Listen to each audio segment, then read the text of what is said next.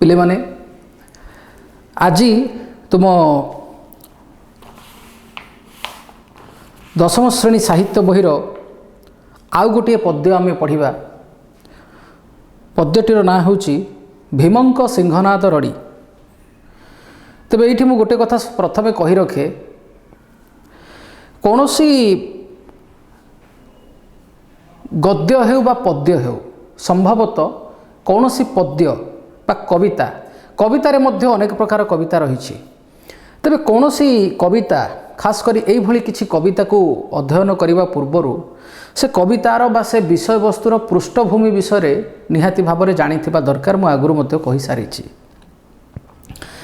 तेबे ए जो भीमंक सिंहनाद रड़ी ए कविता को जीवा पूर्वर प्रथमे टिके आमे कवि परिचय एवं पूर्वाभास को जानिबा दरकार। जहाँ तुम बही रे लिखित सर्वप्रथम मु केवल सेतिकी पढ़ी देवा पई चाहिबी। ओडिया भाषा रे साहित्य रचना करिथिबा आदि कवि सारला दास बा जहाँ को शूद्रमुनि सारला दास मध्य कहा जाए। सूर्यवंशी राजा कपिलेन्द्र देवंकर समकाल अर्थात ख्रीष्टीय पंचदश शताब्दी रे जीवित थिबा जणा जाए। झंकड़र सारल चंडी को आराधना करी से काव्य रचना पाई अपूर्व शक्ति लाभ करिथिबारु निजकु सारला दास रूपे परिचित कराई अछंती। तांकर पितृदत्त नाम सिद्धेश्वर परिड़ा थिबा जणा जाए। से महाभारत, चंडी पुराण, विचित्र रामायण भली पुराण मान रचना करी यशस्वी होइछंती। पूर्वाभास भीमंक सिंहनाद रड़ी विषयटी सारला महाभारतर गदा पर्वरु आसी अछि। महाभारत महासमर रे आत्मीय स्वजन को हराई महामानी दुर्योधन दुर्वासांक उपदेश रे आत्मरक्षा पाई व्यास सरोवर रे आत्मगोपन करी अछंती। एही व्यास सरोवर रे शरण नैथिबा व्यक्ति को मारिबा पाई तार शत्रु बलपूर्वक प्रवेश कले ध्वंस होइजिबो बोली शिव अभिशाप देथिले।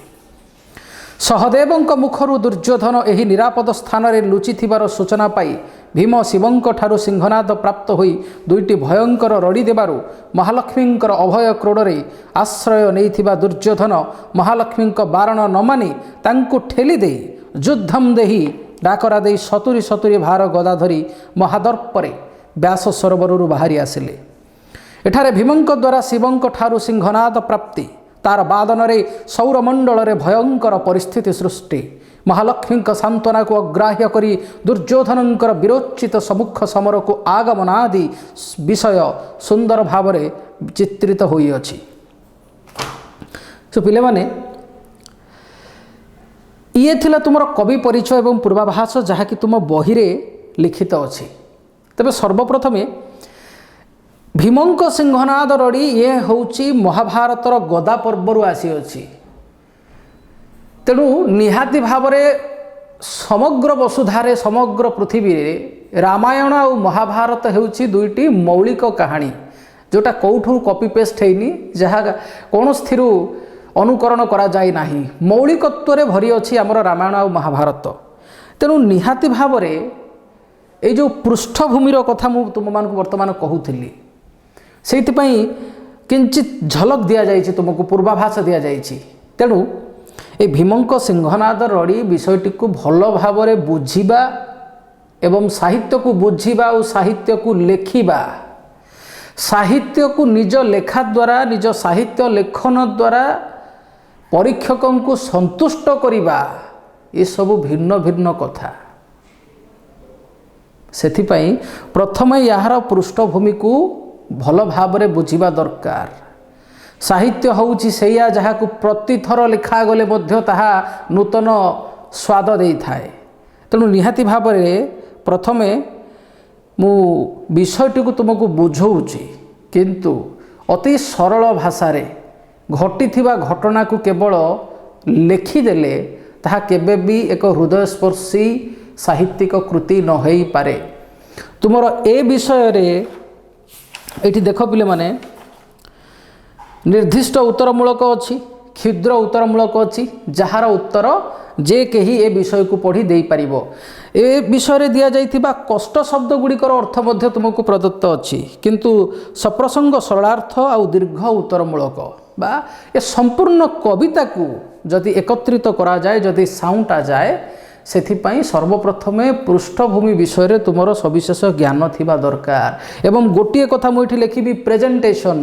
ବହୁତ ପିଲା ବିଷୟଟିକୁ ବୁଝି ଯାଆନ୍ତି କିନ୍ତୁ ତାଙ୍କ ଲେଖାରେ ସେ ମାଧୁର୍ଯ୍ୟ ନଥାଏ, ତାଙ୍କ ଲେଖାରେ ସେ ଉତ୍କର୍ଷତା ନଥାଏ, ତାଙ୍କ ଲେଖାରେ ହୃଦୟକୁ ଛୁଇଁଲା ଭଳି ସାହିତ୍ୟର ଛିଟା ଯେଉଁଠି ନାହିଁ ତାହା ସାହିତ୍ୟ କେମିତି ହେବ। ସେଥିପାଇଁ ଗୋଟେ ହେଲା ପିଲେ ପ୍ରେଜେଣ୍ଟେସନ୍ ବା ଉପସ୍ଥାପନା। ଓଡ଼ିଆରେ ଗୋଟେ କଥା ଅଛି, ଖା ଗିଳ୍ ଭୁଞ୍ଜ। ଏ ତିନିଟା ଯାକର ଅର୍ଥ ହେଉଛି ଖାଇବା ବା ଖାଦ୍ୟ ଭିତରକୁ ନେବା। କିନ୍ତୁ କେଉଁ ସ୍ଥାନରେ ଆମେ କେଉଁଭଳି ଶବ୍ଦ ବ୍ୟବହାର କରିବା। ପିଲାମାନେ ସାହିତ୍ୟର ଶତରଞ୍ଜରେ ଶବ୍ଦ ରୂପକ ଗୋଟି ଚାଳନା କରାଯାଏ। ତେଣୁ ସର୍ବପ୍ରଥମେ ତୁମେ ବିଷୟଟିକୁ ଏକଦମ ନିଜ ଭାଷାରେ, ନିଜ ଘରୋଇ ଭାଷାରେ, ନିଜ ଆଞ୍ଚଳିକ ଭାଷାରେ ପ୍ରଥମେ ବିଷୟଟିକୁ ବୁଝ। ରାମାୟଣ ଆଉ ମହାଭାରତ ଛୋଟିଆ ବିଷୟ ନୁହେଁ, ଏକ ଦୀର୍ଘ ପ୍ରସଙ୍ଗ। ଇଏ ଏକ ଦୀର୍ଘ ପ୍ରସଙ୍ଗ। ସାମ୍ପ୍ରତିକ ଯୁଗରେ ଏମିତି କୌଣସି ଘଟଣା ନାହିଁ ଯାହାର କି ରାମାୟଣ ଆଉ ମହାଭାରତ ସହିତ ପ୍ରତ୍ୟକ୍ଷ ବା ଅପ୍ରତ୍ୟକ୍ଷ ଭାବରେ ସମ୍ପର୍କ ନାହିଁ। ତେଣୁ ବର୍ତ୍ତମାନ ଯୁଗରେ ଏଇ ଆଡ଼ଭାନ୍ସ ବା ମଡ଼ର୍ଣ୍ଣ ୱାର୍ଲଡର ପିଲାମାନେ ତୁମେ ଏଭଳି କବିତା ପଢ଼ିଲା ବେଳକୁ ଯାହାର ପୃଷ୍ଠଭୂମି ହେଉଛି ପୌରାଣିକ, ଏହାର ପୃଷ୍ଠଭୂମି ଫେସବୁକ୍, ଗୁଗଲ ବା ଟ୍ୱିଟର ନୁହେଁ, ଏହାର ପୃଷ୍ଠଭୂମି ହେଉଛି ପୌରାଣିକ। ତେଣୁ ପୌରାଣିକ ବିଷୟକୁ ବୁଝିବା ପାଇଁ ହେଲେ ପ୍ରଥମେ ତା'ର ପୃଷ୍ଠଭୂମିକୁ ଜାଣିବା ଦରକାର। ଶବ୍ଦର ସିଲେକ୍ସନ୍ ଅଫ୍ ୱାର୍ଡ଼ସ୍, କେଉଁଭଳି ଶବ୍ଦ ତୁମେ ବ୍ୟବହାର କରୁଛ ସେଇ କଥାକୁ ଲେଖିବା ପାଇଁ। ରାମ ଗଲା ଆଉ ରାମ ବଣକୁ ଗମନ କଲେ, ନିହାତି କେଉଁଠି ନା କେଉଁଠି ଶବ୍ଦର ସିଲେକ୍ସନ୍ ବା ଶବ୍ଦର ଉପଯୁକ୍ତ ନିର୍ବାଚନ ସାହିତ୍ୟକୁ ଜୀବନ୍ତ କରେ, ରୁଧିମନ୍ତ କରେ, ହୃଦୟସ୍ପର୍ଶୀ କରେ। ତେଣୁ ପରୀକ୍ଷାରେ ତୁମେମାନେ ମଧ୍ୟ ପଢ଼ୁଅଛ ପରୀକ୍ଷାରେ ଭଲ ନମ୍ବର ରଖିବା ପାଇଁ। ତେଣୁ ସେଥିପାଇଁ ପ୍ରଥମେ କବିତାର ପୃଷ୍ଠଭୂମିକୁ ବୁଝ। ଏବଂ ମୋର ସମ୍ପୂର୍ଣ୍ଣ ଚେଷ୍ଟା ରହିବ ଯେ ତୁମମାନଙ୍କୁ ଏ ଟ୍ରେନିଂ ଦେବା ପାଇଁ, ଏ ତାଲିମ ଦେବା ପାଇଁ ଯେ ଆମେ ସାହିତ୍ୟକୁ ଘୋଷିଲେ କେବେ ବି ହୁଏ ନାହିଁ। ସହିତର ଭାବକୁ ସାହିତ୍ୟ କୁହାଯାଏ। ତେଣୁ ଏହାକୁ ବୁଝି ପ୍ରତିଥର ଅନାୟାସରେ, ଅନାୟାସ ମାନେ ଅତି ସହଜରେ, ଆମେ ଅତି ସହଜରେ କେମିତି ଗୋଟେ ହୃଦୟସ୍ପର୍ଶୀ ଉତ୍ତର, ସପ୍ରସଙ୍ଗ ସରଳାର୍ଥ ହେଉ ବା ଦୀର୍ଘ ଉତ୍ତରମୂଳକ ହେଉ ଦେଇପାରିବୁ। ବା ସମ୍ପୂର୍ଣ୍ଣ ବିଷୟ ଭୀମଙ୍କ ସିଂହନାଦ ରଡ଼ି କାବ୍ୟଟିକୁ, କାବ୍ୟର ସାରାଂଶ ବର୍ଣ୍ଣନା କର। ମନେକର ଏଇଭଳି ଏକ ପ୍ରଶ୍ନ ଆସିଲା, ସେଠି କ'ଣ ଉତ୍ତର ତୁମମାନେ ଲେଖିବ? କେଉଁ ଶିକ୍ଷା ବା ଭୀମଙ୍କ ସିଂହନାଦ ରଡ଼ିରୁ କେଉଁ ଶିକ୍ଷା ମିଳେ? ଏଭଳି ପ୍ରଶ୍ନର ଉତ୍ତର ଦେଇପାରିବ। ତେବେ ପ୍ରଥମେ ଆମେ ଦେଖିବା, ଏବେ ପିଲେ ତୁମମାନଙ୍କୁ ମୁଁ ଗୋଟିଏ କଥା କହୁଛି, ଏଇ ଯେଉଁ ପୌରାଣିକ କାହାଣୀର କଥା ଏଥିରେ ଲେଖା ହୋଇଛି, ମୁଁ ବର୍ତ୍ତମାନ ତୁମକୁ ଆଗାମୀ କେତେ ସମୟ ପାଇଁ କେବଳ ଅତି ସାଧାରଣ ଭାଷାରେ କହିଦେଉଛି। ଆଉ ତୁମେମାନେ ନିଜେ ଚିନ୍ତା କର, ଏଇଭଳି ସାଧାରଣ ଭାଷାରେ ଲେଖିଲେ ତାହା କେବେ ଉଚ୍ଚକୋଟୀର ଲେଖା ହୋଇପାରିବ କି? ଭୀମ ସିଂହନାଦ ରଡ଼ି କଲେ, ଦୁର୍ଯ୍ୟୋଧନ ମାନସରୋବରରେ ଲୁଚି ରହିଥିଲେ, ଭୀମଙ୍କ ସିଂହନାଦ ରଡ଼ି ସହି ନପାରି ସେ ବାହାରି ଆସିଲେ, ଯୁଦ୍ଧମ ଦେଇ ଡାକରା ଦେଇ, ତାପରେ ଯୁଦ୍ଧ ହେଲା। ପିଲାମାନେ ରାସ୍ତା କଡ଼ରେ ଦେଖିଥିବା ଦୃଶ୍ୟକୁ ବର୍ଣ୍ଣନା କଲା ଭଳି ଏହା ମୋତେ ଲାଗୁଛି। ଅତି ସରଳ ଭାଷାରେ ଏଇଠି ଏମିତି ହେଲା, ସେଇଠି ଏମିତି ହେଲା, ୟାକୁ ଯଦି ଆମେ ବର୍ଣ୍ଣନା କରିଦେବା ତେବେ ଏହା କେବଳ ଗୋଟେ ଘଟଣାର ସୂଚନା ଦେଲା ଭଳି ହେବ। ତେଣୁ ସର୍ବପ୍ରଥମେ ମୋର ଚେଷ୍ଟା ରହିବ ତୁମକୁ ଏତେ ଗୁଡ଼ାଏ କଥା, ଏତେ ଗୁଡ଼ାଏ ଶବ୍ଦର ଗୋଲକ ଧନ୍ଦା ଭିତରକୁ ମୁଁ ଏଇଥିପାଇଁ ଟାଣୁଛି ଯେ କେଉଁଠି ନା କେଉଁଠି ଆମର ଯେତେ ଗୁଡ଼ିଏ ବି ସାହିତ୍ୟ କ୍ଲାସ୍ ବର୍ତ୍ତମାନ ତୁମକୁ ଦିଆଯିବ, ତୁମ ଭିତରେ ସେଇ ପ୍ରତିଭା ଟିକିଏ କେଉଁଠି ନା କେଉଁଠି ଆସୁ। ସାହିତ୍ୟ ପାଠ କେବଳ ମୋର ଏଇ ଡାଇଲଗ୍ଟା ସବୁବେଳେ କହେ ପିଲାଙ୍କୁ, କୌଣସି ପାଠ ସେ ଗଣିତ ହେଉ, ବିଜ୍ଞାନ ହେଉ, ସାମାଜିକ ହେଉ, ସେ ଭୂଗୋଳ ହେଉ, ଅର୍ଥନୀତି ହେଉ ବା ସେ ଆଧ୍ୟାତ୍ମିକ ବିଦ୍ୟା ହେଉ, କୌଣସି ପାଠ ଘୋଷିବାର ବିଷୟ ନୁହେଁ। ପାଠ ହେଉଛି ବୁଝିବାର ବିଷୟ, ତାକୁ ହୃଦୟଙ୍ଗମ କରିବାର ବିଷୟ। ଯେମିତି ଧର୍ମ କେବେ ଆଲୋଚନାର ବିଷୟ ନୁହେଁ, ଧର୍ମ ହେଉଛି ଆଚରଣର ବିଷୟ। ଯତ୍ ଆଚରତି ଶ୍ରେଷ୍ଠା ତତ୍ ଇତରଃ ଜନା। ଶ୍ରେଷ୍ଠମାନେ ଯାହା ଆଚରଣ କରନ୍ତି ତାହା ହିଁ ଧର୍ମ। ଧାରୟତି ଧର୍ମ, ଆହୁରି ଏମିତି ଅନେକ କଥା ଅଛି, ସେସବୁ ଛାଡ଼। ତେବେ ସର୍ବପ୍ରଥମେ ଏ କଥାଟିକୁ ବୁଝ ଯେ ଆମେ କେଉଁଭଳି ଭାବରେ ଏ ସମ୍ପୂର୍ଣ୍ଣ କବିତାକୁ ଆମେ କେମିତି ବୁଝିବା ଆଉ କେମିତି ତାକୁ ଲେଖିବା, ଏଇ ଦୁଇଟି କଥା ମୁଁ ସର୍ବପ୍ରଥମେ କହିବା ପାଇଁ ଚାହିଁବି। ତେବେ ଦେଖ, पारिवारिक संपत्ति भागबंटा को नहीं पारिवारिक कलह आजिका डेट्र कथा वर्तमान कथा। तेणु पिले माने गोटे कथा अच्छी जेते कनिया सेते बर आउ जेते भाई सेते घर, अर्थात जेते भाई से माने बांटी ही जाती। पंडु आउ धृतराष्ट्र, पंडु आउ धृतराष्ट्र ए दुई भाई मध्य एवं परवर्ती मुहूर्त में सेमानंक संतान मानक भितरे धृतराष्ट्रंकर संतान माने कौरव नाम विदित एवं पंडुंक पुत्र माने पांडव नाम विदित। संपत्ति भागबंटा बा संपत्तिर लोभ मनीष को कौन कौन न कराए, ये आजिर कथा नुहे, अनेक अनेक दिन ये कथा रही आसी। तेणु संपत्ति भागबंटा को नहीं अंतर्जामी जगत नियंता श्रीकृष्णंकर अनेक चेष्टा सत्वे शेष महाभारतर महासमर अनुष्ठित हैला। भगवान अनेक चेष्टा करिछंती महाभारत युद्ध को रोकिबा पाई, निजे शांति दूत साजी जाइछंती दुर्योधन को अंतिम सुजोग देबा पाई। कारण प्रभु काहाकू दंड देवा पूर्वरु ताकू शेष सुजोग दियंती जे सुधुरी जाओ नहले कालर कराल ग्रासरे तुम कौटी लीन हो। किंतु मानी दुर्योधन पिले एठी गोटे शब्द बारंबार तुम साहित्य यूज होईची मान गोविंद, गोटाए पटे हेले गोविंद बा स्वयं भगवान श्रीकृष्ण,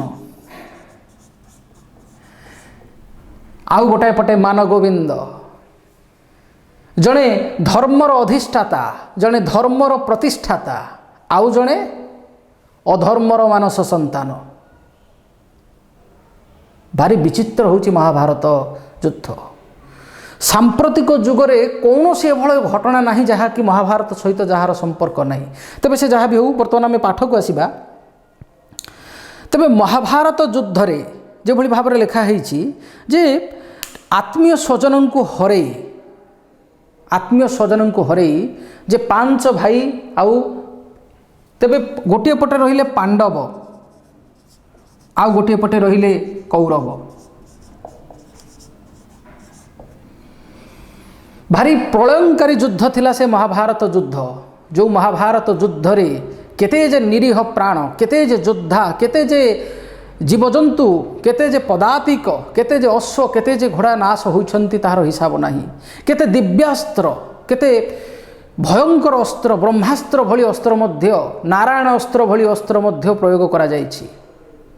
तेबे आम कविताटी को आमे कोठू पढ़िबा, कोठू बा को जागारू आम कविता ए जो भीमंक सिंहनाद रड़ी आकु आमे पढ़िबा बा अनुध्यान करिबा। तेबे वर्तमान मु तुमको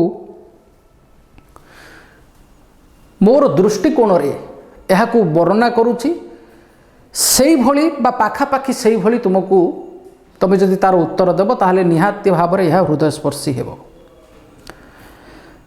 तेबे ए पृष्ठभूमि को आमे एठारु लिखि परिबा जे महाभारतर महाप्रलयंकारी युद्धर समाप्ति घटीछि। आत्मीय स्वजन को हराई दुर्योधन, मान गोविंद, महामानी दुर्योधन, कुरु वंशर उत्तरदायद मान सरोवर रे जाई निजको लुचाई रखिछंती। मान सरोवर हेउछि सेही सरोवर जेउठारे आदि कवि व्यासदेव अष्टादश पुराणर रचना करिथिले एवं एही मान सरोवर रे दक्ष यज्ञ नाश परे निज जे कि दक्ष तांकर संपर्क रे तांकर ससुर हेबे दक्ष यज्ञ नाश करी खोद दक्षंकु नाश कला परे महादेव शिवंक मध्यरे क्रोधर मात्रा एते बढ़ी जाइथिला, एते प्रज्वलित हेउथिले जे सदा शांत कोमल अल्परे संतुष्ट हेउथुवा महादेव क्रोध जर्जरित हो पड़िथिले। तांको भितर जेमिति क्रोधानल उछुली उठुथिला। तेणु निजको से शांत करिवा पई एई मान सरोवर पिले वर्तमान मु मान सरोवर विषय वर्तमान तुमको मान सरोवर विषय କହୁଛି ସରି ବ୍ୟାସ ସରୋବର। ଏହି ବ୍ୟାସ ସରୋବରରେ ନିଜକୁ ଶୀତଳ କରିବା ପାଇଁ ସେ ପ୍ରବେଶ କଲେ ଏବଂ ସେଠାରେ ବ୍ୟାସଦେବ ତାଙ୍କର ପୁରାଣ ରଚନା ମହାଭାରତ ଏବଂ ଅଷ୍ଟାଦଶ ପୁରାଣ ଆଦି ରଚନା କରୁଥିଲେ। ତ ଏହି ସମୟରେ ନିହାତି ଭାବରେ ବ୍ୟାସଦେବଙ୍କର କାର୍ଯ୍ୟରେ ବ୍ୟାଘାତ ସୃଷ୍ଟି ହେବାରୁ ସେ ମଧ୍ୟ ଟିକେ ଦୁଃଖ ପ୍ରକାଶ କଲେ ଏବଂ ଏହିଠାରେ ଶିବ ଏହା ବରଦାନ ସ୍ୱରୂପ ଦେଇଥିଲେ ବ୍ୟାସଦେବଙ୍କୁ ଯେ ମୋର ପ୍ରବେଶ ଯୋଗୁଁ ତୁମର ବ୍ୟାଘାତ ଯାହା ସୃଷ୍ଟି ହେଉଛି ଏହା ହେଉଛି ଶ୍ରେଷ୍ଠ ବ୍ୟାଘାତ, ଏହା ହେଉଛି ଶେଷ ବ୍ୟାଘାତ, ୟା ପରେ ଆଉ ବ୍ୟାଘାତ ସୃଷ୍ଟି ହେବ ନାହିଁ। ତେଣୁ ମୁଁ ତୁମକୁ ଏହା ବରଦାନ ଦେଉଛି ଯେ କୌଣସି ଶରଣାଗତ ଯଦି ଏହି ବ୍ୟାସ ସରୋବରକୁ ପ୍ରବେଶ କରିବା ପାଇଁ ଚାହିଁବେ ତେବେ ତାକୁ ତାର କୌଣସି ଶତ୍ରୁ ଆଉ ଏଠାରେ ପ୍ରବେଶ କରିପାରିବ ନାହିଁ। ଦେଖ ବ୍ୟାସଙ୍କ କାର୍ଯ୍ୟରେ ବ୍ୟାଘାତ ସୃଷ୍ଟି ହେବାରୁ ଶିବ ଅଭିଶାପ ଦେଇଥିଲେ ଯେ କୌଣସି ସରଳାଗତ ଅନନ୍ୟ ଅନ୍ୟ କୌଣସି ଉପାୟ ନ ପାଇ ଶତ୍ରୁ କବଳରୁ ରକ୍ଷା ପାଇବା ପାଇଁ ଏଠାରେ ଆଶ୍ରୟ ନେଲେ ତାହାର ଶତ୍ରୁ ଏଠାରେ ପ୍ରବେଶ କରିପାରିବ ନାହିଁ। ଯଦି ବଳପୂର୍ବକ ପ୍ରବେଶ କରେ ତେବେ ଶତ୍ରୁ ଧ୍ୱଂସ ହୋଇଯିବ।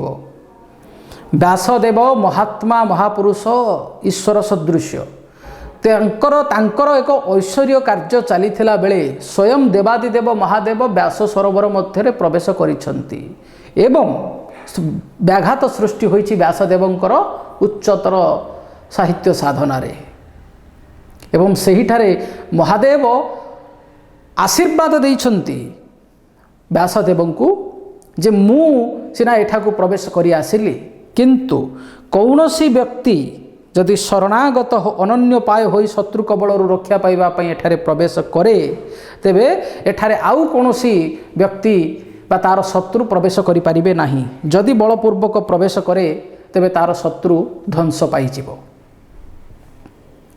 ଏହା ହେଉଛି ବ୍ୟାସ ସରୋବରର ମହିମା।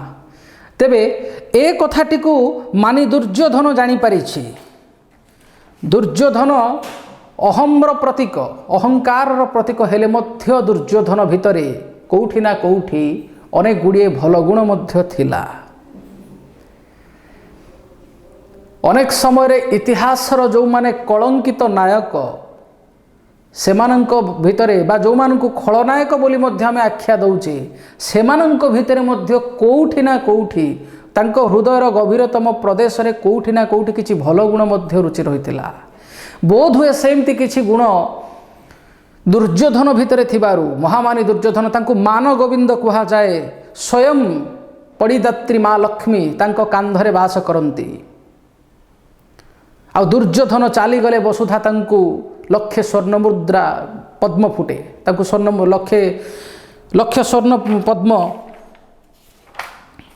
ଦୁର୍ଯ୍ୟୋଧନଙ୍କ ପନ୍ନଗ ନାରାୟଣ ହୋଇଥିବାରୁ ଲକ୍ଷ୍ମୀ ତାଙ୍କ କାନ୍ଧରେ ଥିଲେ। ସେ ଚାଲିଲେ ତାଙ୍କର ପଦପାତରେ ସ୍ୱର୍ଣ୍ଣ ପଦ୍ମ ଫୁଟୁଥିଲା ବୋଲି ସାରଳା ମହାଭାରତରେ ବର୍ଣ୍ଣିତ। ତେବେ ସେ ଯାହା ବି ହେଉ ମହାଭାରତର ମହାସମରରେ ଆତ୍ମୀୟ ସ୍ୱଜନଙ୍କୁ ହରାଇ ପିଲେ ଏଇଠାରୁ ହିଁ ତୁମକୁ ଲେଖିବାକୁ ପଡ଼ିବ। ଆଉ ବେଳେବେଳେ କିଛି ସ୍ଥାନ, କିଛି ଜାଗା, କିଛି ଅସ୍ତ୍ର, ଏଇ ଯେଉଁ ସବୁ ଅବଜେକ୍ଟ ଗୁଡ଼ିକ ଆସୁଛି ତାର ମାହାତ୍ମ୍ୟ ମଧ୍ୟ ତୁମକୁ ବର୍ଣ୍ଣନା କରିବାକୁ ପଡ଼ିବ। ଏ କବିତାକୁ ଏକ୍ସପ୍ଲେନ୍ କଲାବେଳେ ନିହାତି ଭାବରେ ସିଂହନାଦ କ'ଣ ତୁମକୁ ଲେଖିବାକୁ ପଡ଼ିବ।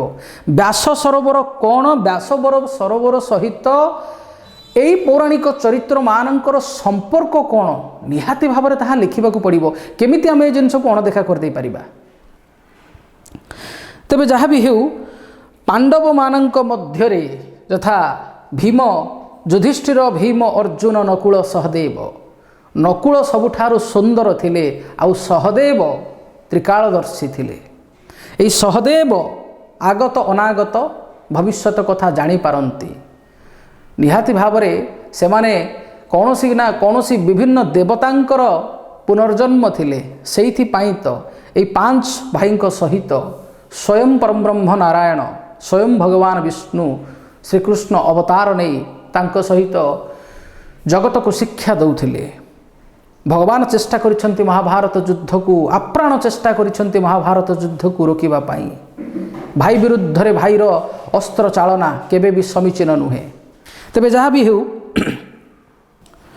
ତେବେ ବ୍ୟାସ ସରୋବରର ଉପକାରିତା, ବ୍ୟାସ ସରୋବରର ମାହାତ୍ମ୍ୟ को ଜାଣି ସେଠାରେ ଆତ୍ମଗୋପନ ଲକ୍ଷ୍ମୀଙ୍କର କୋଳରେ, ମା ଲକ୍ଷ୍ମୀଙ୍କ କୋଳରେ ଶୟନ କରିଛନ୍ତି ମହାମାନି ଦୁର୍ଯ୍ୟୋଧନ। ହରେଇ ବସିଛନ୍ତି ରାଜ୍ୟ, ହରେଇ ବସିଛନ୍ତି ବଞ୍ଚିବାର ନିର୍ଭୟ ସମ୍ଭାବନାକୁ, ସତ ଭ୍ରାତାଙ୍କୁ ହରେଇ ବସିଛନ୍ତି, ହରେଇ ବସିଛନ୍ତି ମନର ଶାନ୍ତିକୁ। ସେ ଆଜି ଅଶାନ୍ତ, ସର୍ବସ୍ୱ ହରେଇ କ୍ଷତବିକ୍ଷତ ହୋଇ ସେ ଆଜି ଆଶ୍ରୟ ନେଇଛନ୍ତି ମହାଲକ୍ଷ୍ମୀଙ୍କର ଅଭୟ କ୍ରୋଡ଼ରେ। ଆଉ ଏ କଥାକୁ ତ୍ରିକାଳଦର୍ଶୀ ସହଦେବ ଏ କଥାକୁ ଜାଣିପାରିଛନ୍ତି। ତେବେ ଏଇଠି ଆହୁରି ଗୋଟେ କଥା ଆସୁଛି ଯେ ସହଦେବ ଜାଣିସାରିଲା ପରେ ସହଦେବ ଜଗନ୍ନାଥଙ୍କୁ, ଏଠାରେ ଲେଖା ଅଛି ସହଦେବ ବୋଇଲା ସ୍ୱାମୀ ଶୁଣିବା ଜଗନ୍ନାଥ, ଈଶ୍ୱରଙ୍କୁ ସିଂହନାଦ ମାଗନ୍ତୁ ପବନର ସୁତ। ତେବେ ସହଦେବ କହୁଛନ୍ତି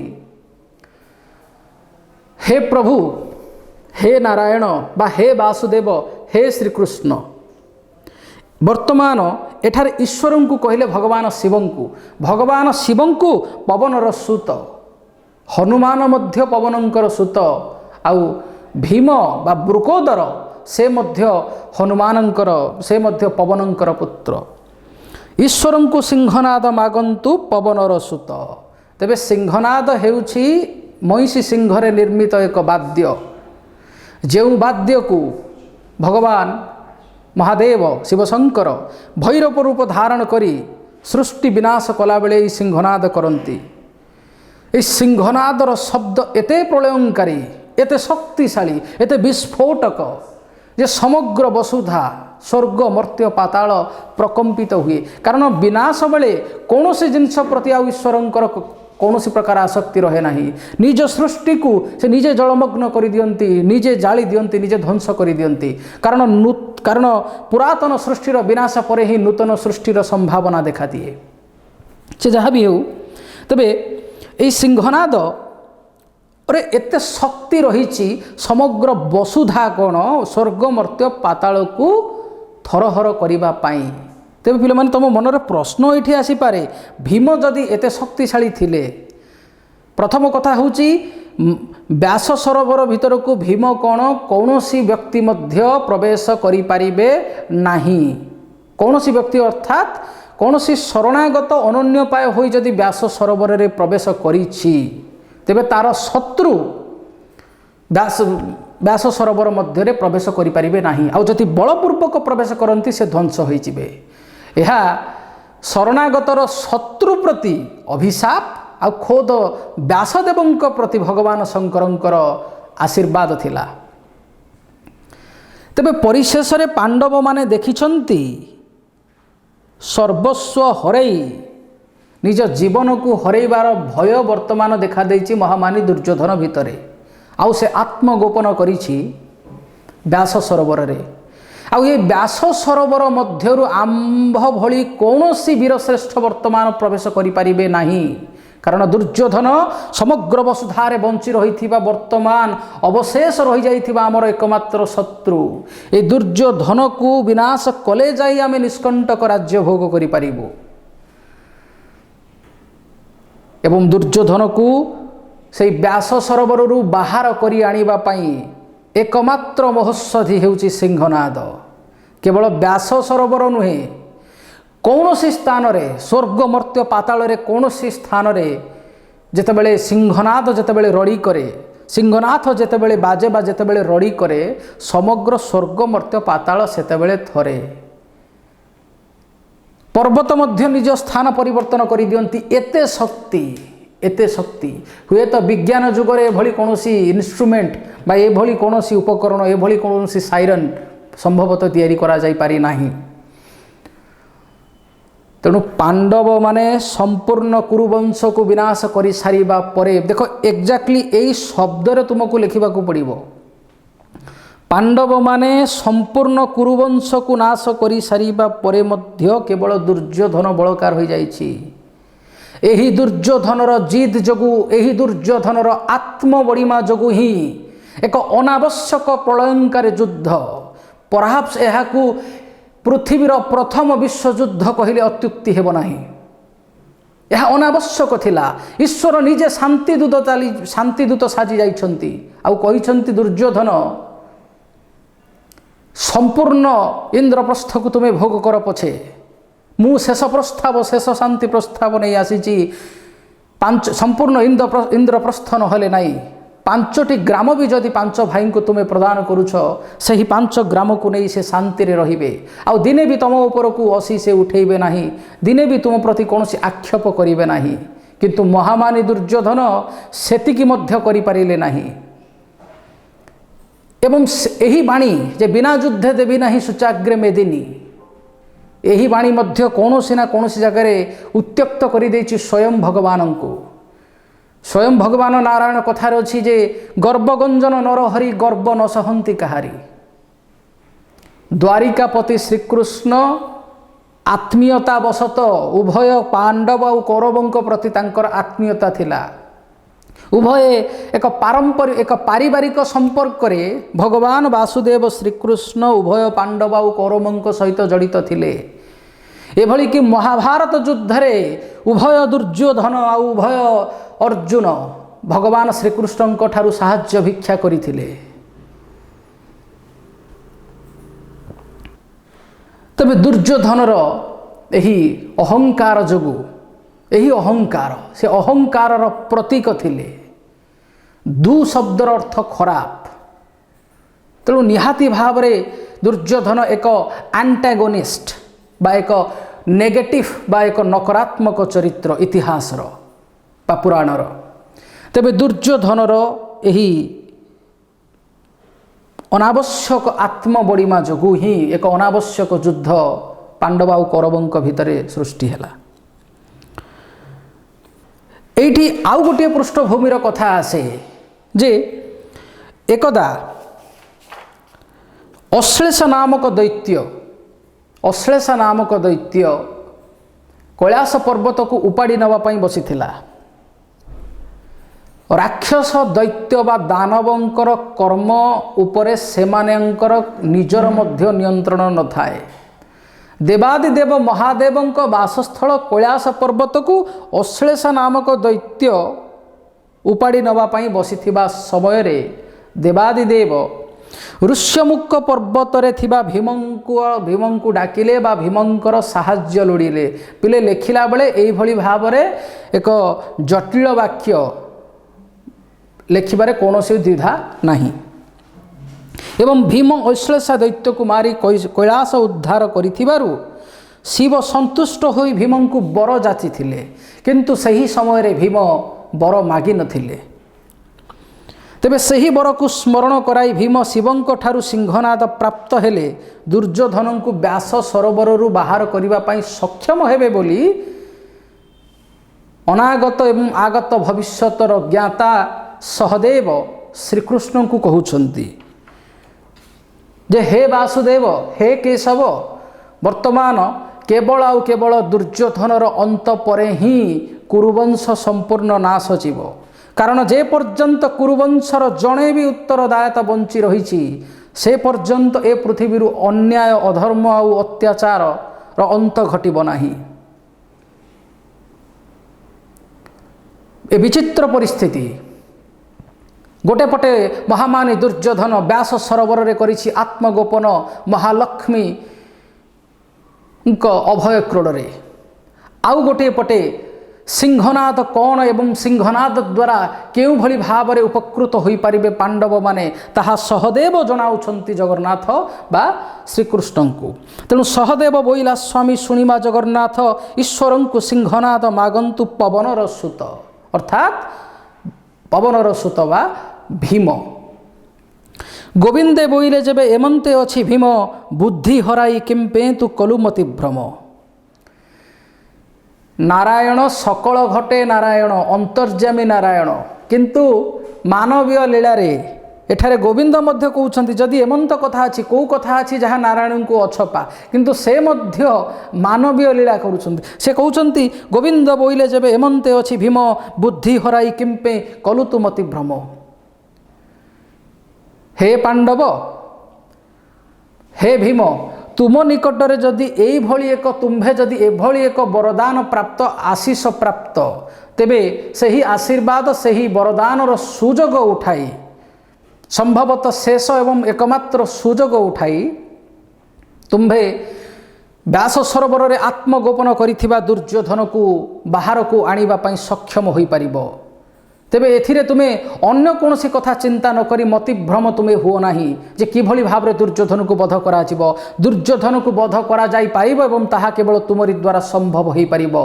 तुमे जदि देवादिदेव महादेवंको ठारू वर स्वरूप तांकर सिंहनाद को मागी आनिबो। जेउ सिंहनाद थरे नाद कले आकाश स्वर्ग मर्त्य पाताल प्रकंपित हुए सेठारे बा दुर्योधन अति छार अति सहजरे दुर्योधन व्यास सरोवर बाहरी आसी पारिबो एवं तुमे ताकू बध करि पारिबो। कारण यह भीमंकर प्रतिज्ञा थिला जे दुर्योधनर जानुभंग करी द्रौपदींकर केश पखाड़े एवं कुरुसभास्थले द्रौपदी को विवशना करिवार जो निंदनीय प्रयास कौरव माने करिथिले बा मुख्यतः दुर्योधन आ दुशासन करिथिले तांको ताहार सठिक जवाब दिया जाई परिबो। भीम जर्जरित होउछंती दुर्योधन को मारिबा पई आ सेही समय भगवान श्रीकृष्ण कहउछंती तुमे जर्जरित हेउछ तुमे अपेक्षा करिछ दुर्योधन को मारिबा पई आ दुर्योधन को मारिबार तरीका मारिबार उपाय मध्य मारिबार माध्यम मध्य तुमे ही हेबो। तेबे काल विलंब न करी तुमे भगवान शंकर को तांकर सिंहनाद माग जो सिंहनाद को वादन करी से सृष्टि संहार करंती सृष्टि रे प्रलय रचंती आज मध्य तुमे एठारे प्रलय रचि दियो आ दुर्योधन को बाध्य कर से बाहरी आसीबो व्यास सरोवररू। एबे बहन तु विश्वनाथं को सिंहनाद माग रड़ीर नादे मान गोविंद बाहर हो बेग। पिले रड़ी शब्दर अर्थ एक अत्यंत भयंकर शब्द भयंकर प्रलाप बा भयंकर शब्द। एबे बहन बहन अर्थ शीघ्र तेबे तुम्भे आउ काल विलंब न करी ईश्वर एठी ईश्वर शब्द को भगवान देवादिदेव महादेव को उद्देश्य रे समर्पित करा जाइछि।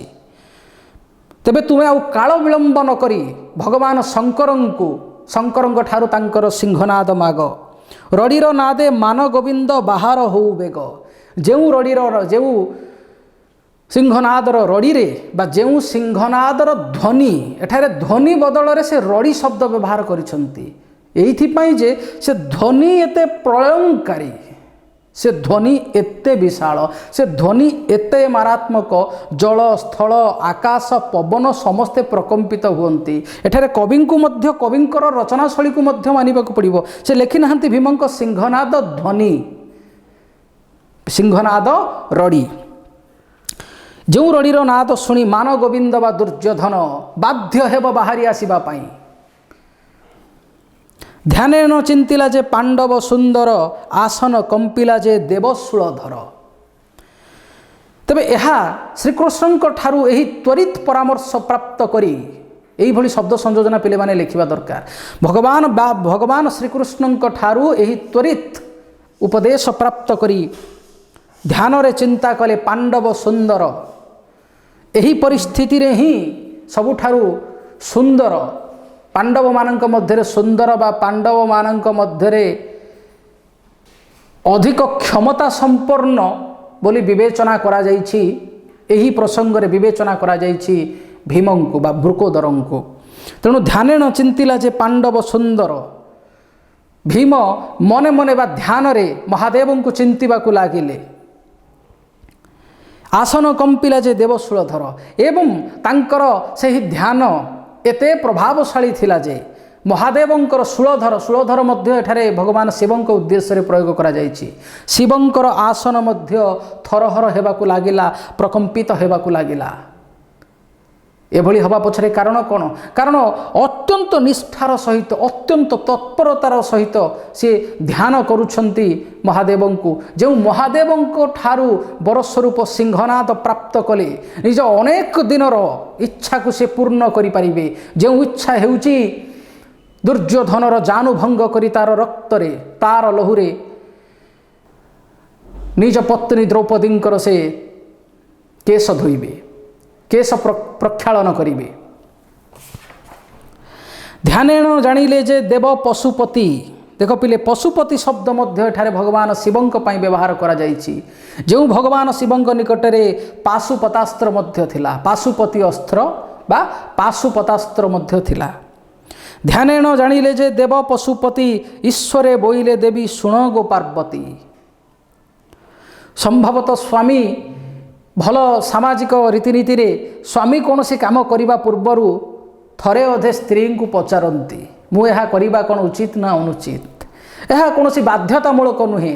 तथापि गोटे जो दाम्पत्य जीवन में सुसंपर्क थाए सेठी स्वामी किछि करिबा आगु स्त्री को आ स्त्री किछि करिबा आगु स्वामी को निहाती पक्ष पचारती आ पचारिबा उचित। कारण संसार स्वामी आ स्त्री उभय को नहीं चले, कहार एक तरफा बा एकजिदिया स्वभाव को नहीं संसार केबे चली पारे ना। यह मानव पई प्रयोज्य, यह देव देवतांक पई प्रयोज्य। तेणु ध्यान जानिले जे देव पशुपति ईश्वरे बोइले देवी शुण गो पार्वती। माँ पार्वती सहित से कनसल्ट करने चाहिए, माँ पार्वती सहित से विषय में आलोचना करने चाहिए, माता पार्वती से मतामत नवाकू चाहिए। आंभंत सिंहनाथ मागु अच्छी वीर भीमा, तुम्भ विचार को किस जोगाई गो उमा। अति सुंदर पद से कहते आंभ को बा मोते सिंहनाद मागुछि वीर भीमा। एटा देख भीम शब्द को भीमा लिखा जाइछि, जार अर्थ से ही भीम। केवल गोटे साहित्यिक रचना दृष्टि भीमा एवं उमा पद को यही भाव में रचना करा जाइछि। हे देवी पार्वती आंभं को वीर पांडव भीम आंभं को आंभर सिंहनाद मागुछंती। ए बाबदरे बा ए विषय तुम्भर मतामत कौन? पार्वती बोइले भीमसेन आंभ उपगारी। एठारे उपगारी शब्दर अर्थ उपकारी, जे जार उपकार करिथाए ताकू कहती उपकारी। से मोर भारी उपकारी बंधु बा उपकारी। तेणु उपकारी को एठारे गाँवली बा आंचलिक भाषा से लिखिछंती उपगारी। पार्वती बोइले भीमसेन आंभ उपगारी, बेले बेले पांडवे आंभ कपिलास कई उद्धरी। कपिलास कई उद्धरी यही जो प्रच्छद पटर जो घटना रही कहीं एक स्वतंत्र भिन्न परिस्थिति रे भीम वरदान प्राप्त होइथिले ताहा पुणी महादेवंक ठारू। एई जो अश्लेषा दैत्य को मारिबा एवं परवर्ती मुहूर्त रे भगवान शिव संतुष्ट होई तांकू बर जाचिबा। तेबे से कहते पार्वती बोइले भीमसेन आंभ उपकारी। भीमसेन एकदा प्रभु आंभर उपकार करिछि। से तुमर नुह आमर नुह आम समग्र कैलास पर्वत को से रक्षा करिछि। बेले बेले पांडवे आंभ कविलास कई उद्धरी। एकदा यही पांडव माने ही आम कपिलास को आम कैलास को उद्धार करथिले। सत्यमना इच्छी देवजे त्रिपुरारी। सत्यमना इच्छी देवजे त्रिपुरारी। तेरे प्रभु तुम्हें तो स्वयं सत्य, तुम्हें शिव, तुम्हें सुंदर। तेणु सत्यमना होई बा सत्य को पालन करने को जाई तुम्हें जो वरदान जो बरता को जाची थिल सही बर को आज दबार समय आसी जाइछि। सत्यमना इच्छी देवजे त्रिपुरारी।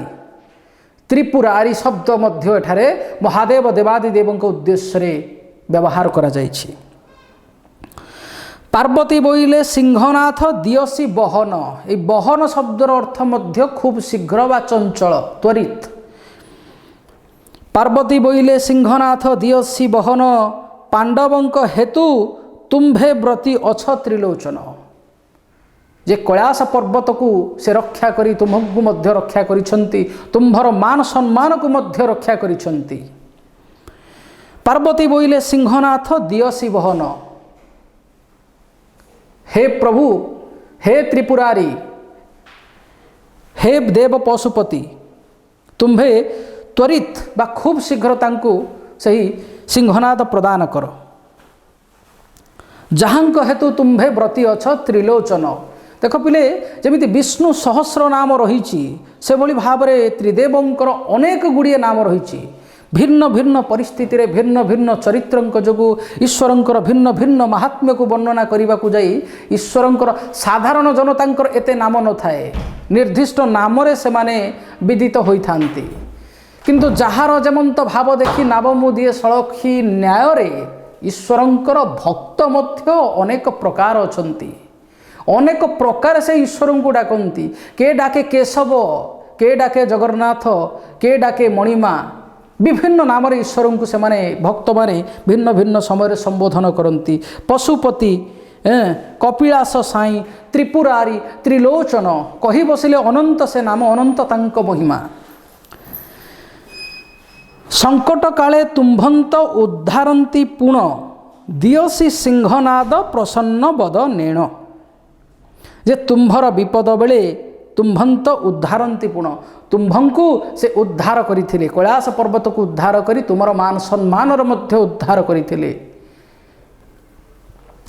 तेबे प्रभु वर्तमान प्रसन्न बदनेण, प्रसन्न चित्तरे, खुशी मनरे बा आनंद मनरे तुमे तांकु सिंहनाद प्रदान कर। घन घन आसन कंपई सदानंद, चिरिकुटीरू काढ़ी देले दिले जे सिंहनाद। देख घन घन आसन कंपई सदानंद, आउ गोटे शब्द भगवान शंकर देवादिदेव महादेवों व्यवहार कराई सदानंद।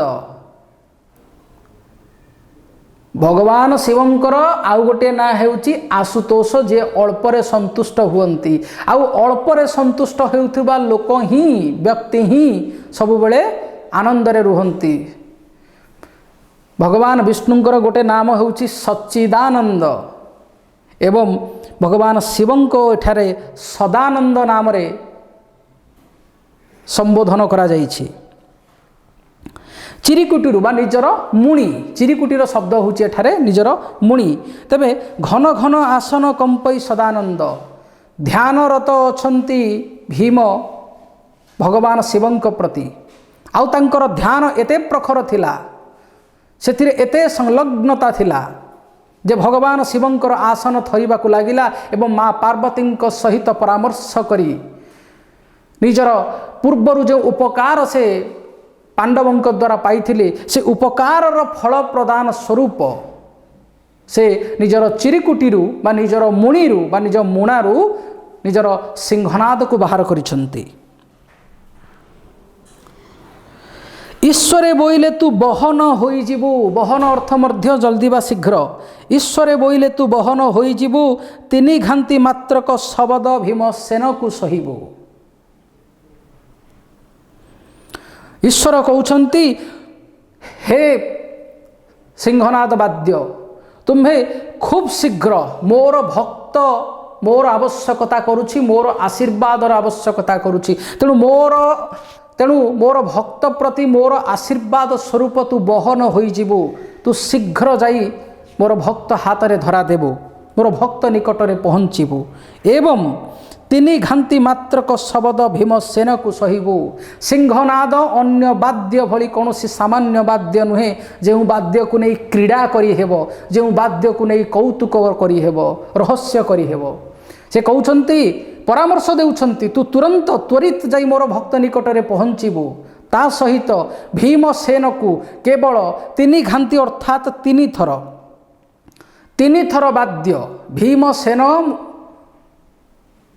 द्वारा तू केवल तिनि थर रड़ी करिबु। सिंहनाद आसन्ते प्रसर पवन, तेबे देवादिदेव महादेव देवतांक भितरे भी जे देवता से होचंती देवादिदेव महादेव संहारकर्ता अंतर्यामी। तेबे सही महादेवंकर जे महाकाल, जे कालंकर मध्य काल अटंती, सही महाकालंकर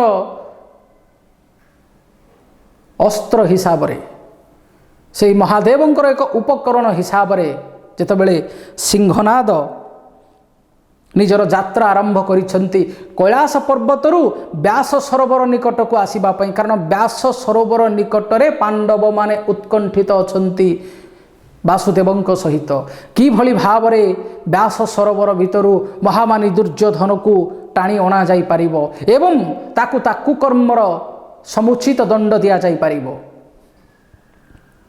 तबे एठार गोटे शब्द देख पिले लिखिछि सिंहनाथ आसन्ते प्रसर पवन। सिंहनाथ आसन्ते ପ୍ରସର ପବନ। ପ୍ରସର ପବନ ଅର୍ଥାତ୍ ବହିବା। ସିଂହନାଦ ଯେତେବେଳେ ଅନ୍ତରିକ୍ଷରୁ ଆକାଶ ମାର୍ଗରେ ଯେତେବେଳେ ପାଣ୍ଡବଙ୍କ ବା ଭୀମଙ୍କ ହସ୍ତକୁ ଆସୁଛି, ସେତେବେଳେ ପ୍ରସର ପବନ ଗୋଟିଏ ସ୍ଥାନରୁ ଆଉ ଗୋଟିଏ ସ୍ଥାନକୁ ଯେତେବେଳେ ପ୍ରବଳ ବେଗରେ କିଛି ବି ପ୍ରବାହିତ ହୁଏ, ସେତେବେଳେ ପବନ ନିହାତି ଭାବରେ ପ୍ରବଳ ବେଗରେ ବହିବା ଆରମ୍ଭ କରେ। ଶବଦେ କମ୍ପୁଅଛି ମୃତ୍ୟୁ ଯେ ଭୁବନ। ସେଇ ଯେଉଁ ପବନର ଶବ୍ଦ, ସିଂହନାଦର ଗତିର ଶବ୍ଦ, ପବନର ଶବ୍ଦ ନଥାଏ। ସିଂହନାଦର ଯେଉଁ ଗତିର ଶବ୍ଦ, ସେଥିରେ ପ୍ରସର ପବନ ମୃତ୍ୟୁ ଯେ ଭୁବନ। ମୃତ୍ୟୁ ଯେ ଭୁବନ ଅର୍ଥାତ୍ ମୃତ୍ୟୁମଣ୍ଡଳ ବା ମର୍ତ୍ତ୍ୟମଣ୍ଡଳ। କାରଣ ଏ ମର୍ତ୍ତ୍ୟମଣ୍ଡଳର ଏକମାତ୍ର ସତ୍ୟ ହେଉଛି ଯେ ଜନ୍ମ ନିଏ ସେ ମୃତ୍ୟୁବରଣ କରେ। ପୁନରପି ଜନମମ୍ ପୁନରପି ମରଣମ୍ ପୁନରପି ଜନନୀ ଜଠରେ ଶୟନମ୍।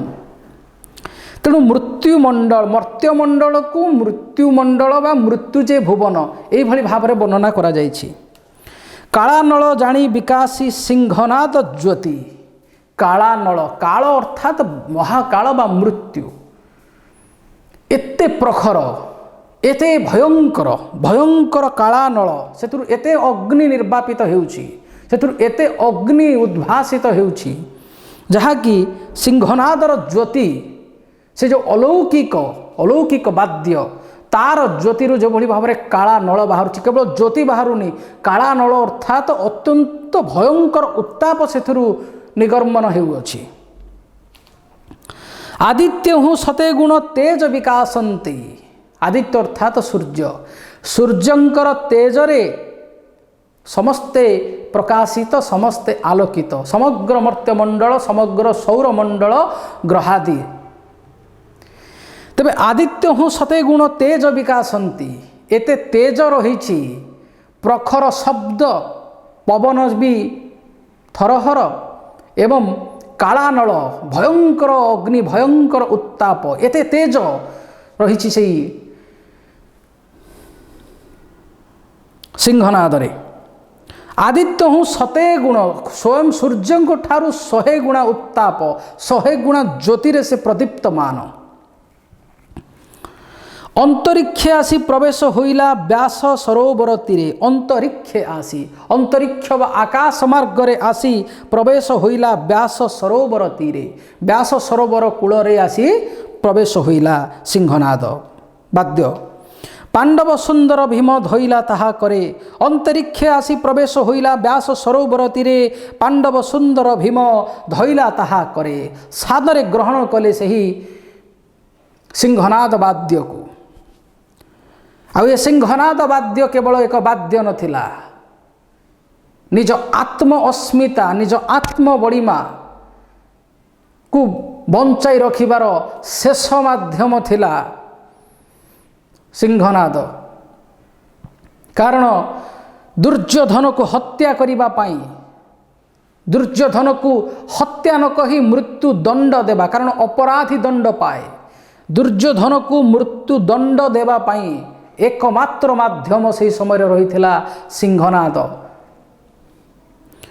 କାରଣ ଶତ୍ରୁକୁ ସାମ୍ନାରେ ପ୍ରାପ୍ତ ନ କଲେ, ଶତ୍ରୁକୁ ସମ୍ମୁଖ ଭାଗରେ ପ୍ରାପ୍ତ ନ କଲେ କେବେ ବି ତାକୁ ଜମାଲୋକକୁ ପଠାଇ ହେବ ନାହିଁ।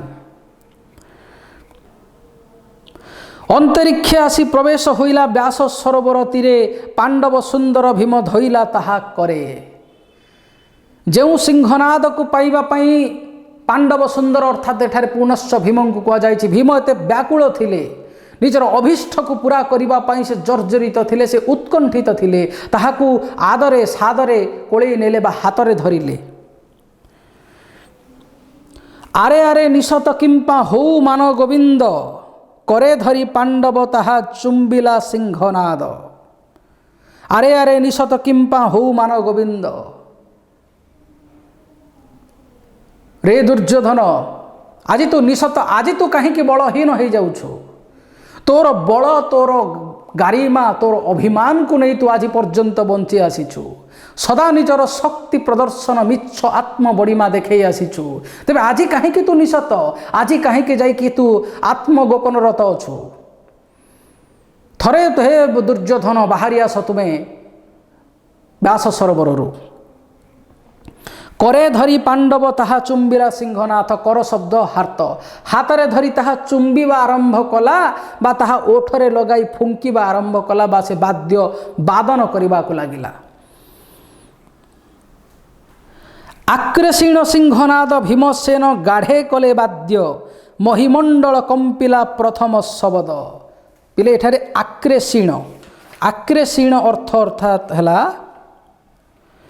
खूब दोर धरी आक्रोशी बा आकर्षण करी बा भिड़ी करी एठारे कहीं कह जाइछि जो सिंहनाद भितरे एते तेज अछि एते प्रलयता अच्छी एते प्रलयंकारी शक्ति निहित ताहा जेतेबेले कैलासरु अंतरिक्ष मार्गरे यात्रा करी व्यास सरोवर कूलरे दंडायमान उत्कंठित भीमंक करकमल को आसुची सेतेबेले गगन पवन प्रकंपित हेबा आरंभ करुची। तेणु एभली दिव्य आयुध को से हस्तरे जाबुड़ी धरिले दृढ़ करी जाबुड़ी धरिले कारण यह कौन सामान्यतम क्रीडनक नुहे यह एक शक्तिशाली जिनस को से निज हस्तरे जाबुड़ी धरिले ताकू सठिक भाव में वादन करने तार सर्वोच्च स्तर पर्यंत ताकू वादन करने आक्रेषीण सिंहनाद भीमसेन गाढ़े कले वाद्य गाढ़े अर्थ ये गाढ़ शब्दर अर्थ होची सर्वोच्च स्तर में अत्यंत तीव्र भाव में कले वाद्य महिमंडल कंपिला प्रथम शब्द तेणु ये जो प्रथम रड़ी रे सिंहनाद रड़ी करे अर्थात प्रलयंकारी ध्वनि उत्पन्न करे यही प्रथम ध्वनि रे महिमंडल बा पृथ्वी प्रदेश समग्र वसुधा थरिबा को लगिला। नलिनी पत्र रे जेन्हे पड़ंतेण पानी पृथ्वी दल दलित कंपई मेदिनी जो शब्द गुड़िकर व्यवहार एठारे सारला दास करिसंती भारी चमत्कार आंचलिक बा ग्रामीण शब्दर व्यवहार करिसंती। नलिनी पत्र रे पद्मपत्र रे जेतेबेले पानी पड़े वर्षा पानी पड़े सेतेबेले पद्मपत्र जो भली भाव में थर थर हेबाकु लागे जो भली भाव में दलदलित बा एठारे थरिबा आरंभ करे देख तुम बहिरे मध्य यार मान लिखाई दलदलित थरहर हेबा पद्मपत्र एठारे थरहर हेबा बा पद्मपत्रर कौन से निर्दिष्ट स्थिति से समय रहे नाही से दोहलिबा आरंभ करे थरहर भୟରେ लोक थरहर हुअन्ति किंतु पद्मपत्र वर्षा जल को बा वर्षा पानी को भय करे नाही किंतु थरहर हेबा आरंभ करे बा से आलोड़ित आंदोलित हेबा आरंभ करे तरंग जे भली आलोड़ित बा आंदोलित हुअन्ति से भली भाव में से निजर स्थिति को सजाड़ी रखी पारे नाही। नलिनी पत्र रे जेन्हे पड़ंतेण पानी पृथ्वी दल दलित कंपई मेदिनी पृथ्वी मध्य से भली भाव में थरहर हेबाकु लागिला मेदिनी बा वसुधा थरहर हेबाकु लागिला। संचा छाड़ी करी जे बुलई मंदर संचा छाड़ी करी जे बुलई मंदर मान गोविंद निद्रा भांजी उठी बसिला धातिकार संचा छाड़ी करी जे बुलई मंदर मंदर एक पर्वत विशेष एठारे तेबे मंदर पर्वत एक शक्तिशाली पर्वत जो पर्वत निजर स्थान निजर भौगोलिक परिसीमा निजर स्थिर भौगोलिक परिसीमा को छाड़ी बुलिबा आरंभ करुची अर्थात सीए कक्षच्युत स्थानच्युत होउछि जहाकू एठारे सारला दास लिखिछंती बुलई मंदर ता बुले माने से स्थानच्युत निजर कक्षच्युत होउछि एते प्रकंप थिला एते प्रलयता एते विध्वंसकारी शक्ति थिला सिंहनादर प्रथम रड़ी रे बा प्रथम ध्वनि रे मान गोविंद निद्रा भांजी उठी बसिला धातिकार मान सरोवर अति बेसी एक पोखरी बा एक सरोवर अटे जेउठारे एक कठिन वस्तु निजर स्थान परिवर्तन करुछि तरल वस्तुर बा सेठारे कौन मान रहिबो तेणु ये जो व्यास सरोवर भितरे आत्मगोपन करिछि महामानी दुर्योधन आज सिंहनादर प्रथम ध्वनि रे एभली प्रलयंकारी शब्द उत्पन्न हेलानी जे मंदर पर्वत निजर स्थान छाड़ी वर्तमान कक्षच्युत हेलानी तेणु एभली प्रलयंकारी शब्द को क्यों जलराशि निज मध्य सीमित रही पारिब एटी जल मध्य अस्थिर हो उठुची जोठारे पर्वत भली कठिन वस्तु अस्थिर हो जाउची सेठारे जलीय वस्तु बा गोटे सरोवर स्थिति बा कौन तेणु सरोवर में निद्रा भांजी उठी बसिला धातिकार धातिकार शब्दर अर्थ होउची तुरंत बा शीघ्र एभली एक विचित्र विस्मय परिस्थिति रे जोठारे मंदर पर्वत निजर कक्षच्युत करिछि निजे स्थानच्युत होइछि सेहिठारे ए प्रलयंकारी शब्द को बुझी पारि नाहांती दुर्योधन एवं निद्रा भांजी एवं निदरू उठी निद्रा भांजी अर्थात निद्रा भंग करी स्वयं निज आड़ू उठी पड़ा निद्रा भांजी से निद्रा त्याग करी माँ लक्ष्मी कोल शोई रही दुर्योधन निद्रा भंग करी उठी बसिला धातिकार तुरंत उठी बसिले कारण महाभारतर महासमर रे उभय शारीरिक मानसिक एवं भौतिक स्तर में निस्व हो पड़ा दुर्योधन हठात आकलन करें परिस्थिति कौन किंतु एक अजन आतंक जमीती आपाद मस्तक को आच्छन्न करदेला मंदर पर्वत भली विशाल पर्वत जो समय थरहर हो निजर स्थान परिवर्तन कला सेठारे अहंकार पर्वत मानी दुर्योधन मध्य स्थिर हो रही पारला नहीं निज निद्रा भंग कर उठी आसी क्यों अजन आतंक आज ताको आतंकित करुछि ए जानिबा पई से निद्रा भंग तार होइछि पुणी पुण आरे करड़िए दिला वीर भीम कारण निर्देश मिली एही वाद्य को निर्देश मिली सिंहनाद को जे पांडव वीर पांडव सुंदर भीमंक द्वारा से मात्र 3 थर बादित हेबो तीनोटी रड़ी सृष्टि करिबो तीनोटी भयंकर ध्वनि सृष्टि करिबो कारण यह क्रीडनक नुहे जहाकु नहीं क्रीड़ा करा जाई पारिबो यह समग्र वसुधा पई विपद सृष्टि करि पारे तेणु से निर्देश आशीर्वाद एवं निर्देश देइछंती वाद्य सिंहनाद को जे भीम द्वारा तू मात्र 3 थर बादित हेबु कारण यही 3 थर बादन रे निहाती भाव में मोर आशीर्वाद स्वरूप भीम बा पांडवंकर अभिष्ट पूरण होई पारिबो एवं दुर्योधन निहाती भाव में यह मध्य एते शक्ति निहित अच्छी जे 3 थर बादन रे दुर्योधन जोठारे लुचि रही मध्य से वाद्यर प्रलयंकारी शब्द को सह्य न करि पारि से ताहा मध्यरु बाहरी आसिबो पुण आरे करड़िए दिला दिला वीर भीम देला को एठारे सारला दास दिला बोली लिखिछंती पुण आरे करड़िए दिला वीर भीम 6 लक्ष योजने आकाशे कंपिला वीर जम एठारे मध्य वीर तुलना करा जाइछि जमालय को बा जमपुर को देख 6 लक्ष है छड़ शब्द को एठारे 6 पाई व्यवहार करा जाइछि तेणु 6 लक्ष योजन दूरतारे आकाशे कंपिला वीर जमालय जोठारे मध्य रही 6 लक्ष योजन दूर रे थिबा जमालय मध्य थरिबा आरंभ कला द्वितीय रड़ी रे पुण आरेक रड़िए दिला वीर भीम 6 लक्ष योजने आकाशे कंपिला वीर जम प्रथम बादन रे मेदिनी मंडल थरिबा को लागिथिला जे भली भाव रे वर्षा पानी पड़िले निजर स्थिति को संजत करि पारेनी गोटे पद्मफूल पवन मध्य जोठारे प्रलयंकारी सुसुरी बा प्रलयंकारी शब्द सुसु शब्द करिबा आरंभ करिथिला ए परिस्थिति हो जाइथिला समग्र वसुधार प्रथम बादन रे एवं द्वितीय बादन रे 6 लक्ष योजने आकाशे कंपिला वीर जम प्रथम बादन रे मर्त्य द्वितीय बादन रे स्वर्ग एवं जमपुर मध्य थरहर हेबाकु लागिला पाताले अनंत नागर कंपिला क फेरु नवद्वीप सपत सागर कंपिला टलमल होइला क मेरु अत्यंत उच्च कोटिर लेखा पाताले अनंत नागर कंपिला क फेरु नवद्वीप सपत सागर कंपिला टलमल होइला क मेरु पाताल रे अनंत नाग बास करती एही पाताल रे अनंत नागर कंपिला क फेरु मर्त्यमंडल रे प्रलयंकारी परिस्थिति मर्त्यमंडल ठू 6 लक्ष योजन रे थिबा जमालय जमपुर मध्य वर्तमान प्रकंपित थरु अछि आउ ए द्वितीय नादर प्रलयंकारी शक्ति एते जे ताहा मध्य भेद करि जाइछि पाताल पर्यंत। ए द्वितीय केवल द्वितीय सिंहनाद रड़ी पाताले अनंत नागर कंपिलाक फेरु। अनंत नागर फणा मध्य पाताल रे थाई तांकर फणा मध्य थरिबाकू लागिला।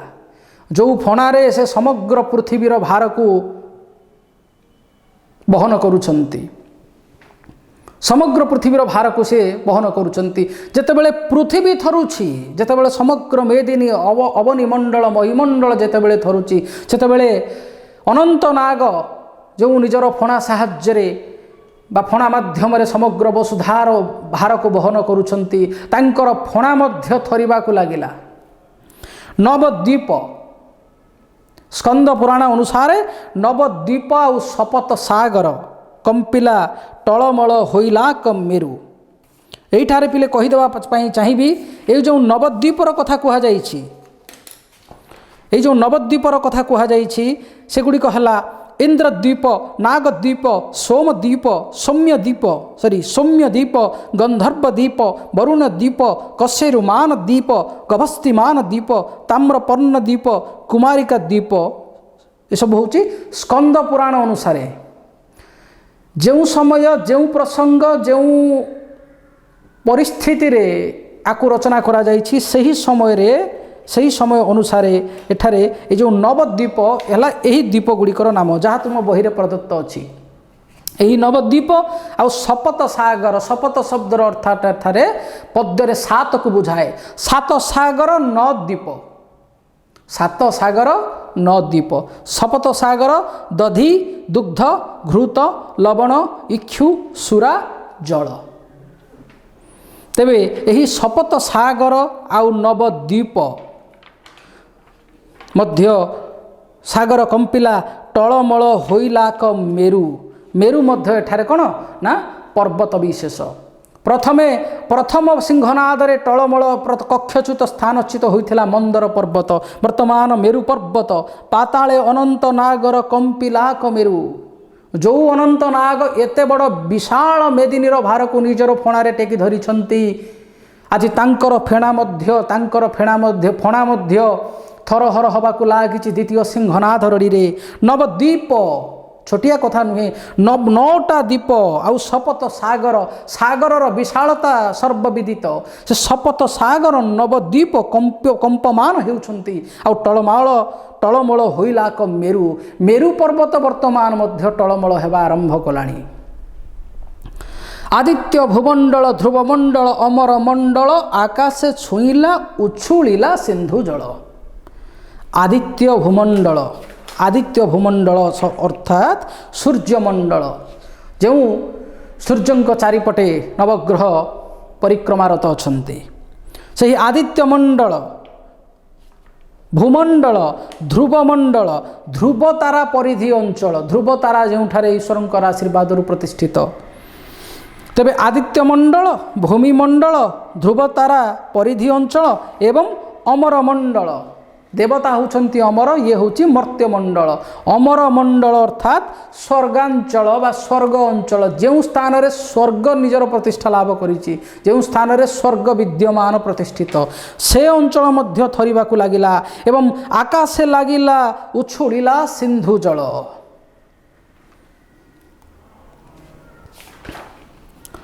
सिंधु जल समुद्रर जल शेषरे एते मात्रा से प्रकंपन सृष्टि होइछि, जेमिति समुद्र रे जुआर आसे, चंद्रंक प्रकोप रे जेमिति समुद्र रे जुआर आसे, तार उत्ताल तरंग जेमिति ऊपर को उठिबा आरंभ करे। वर्तमान ए प्रकंपन रे जोठारे पर्वत निजर स्थान परिवर्तन करुछि, सेठारे समुद्रर जल को बा समुद्रर जल बा किभଳି निजर स्थिति रे रहि परिबो, किभଳି शांत आउ प्रशांत समुद्र मध्य आज अशांत हेबा आरंभ करिछि।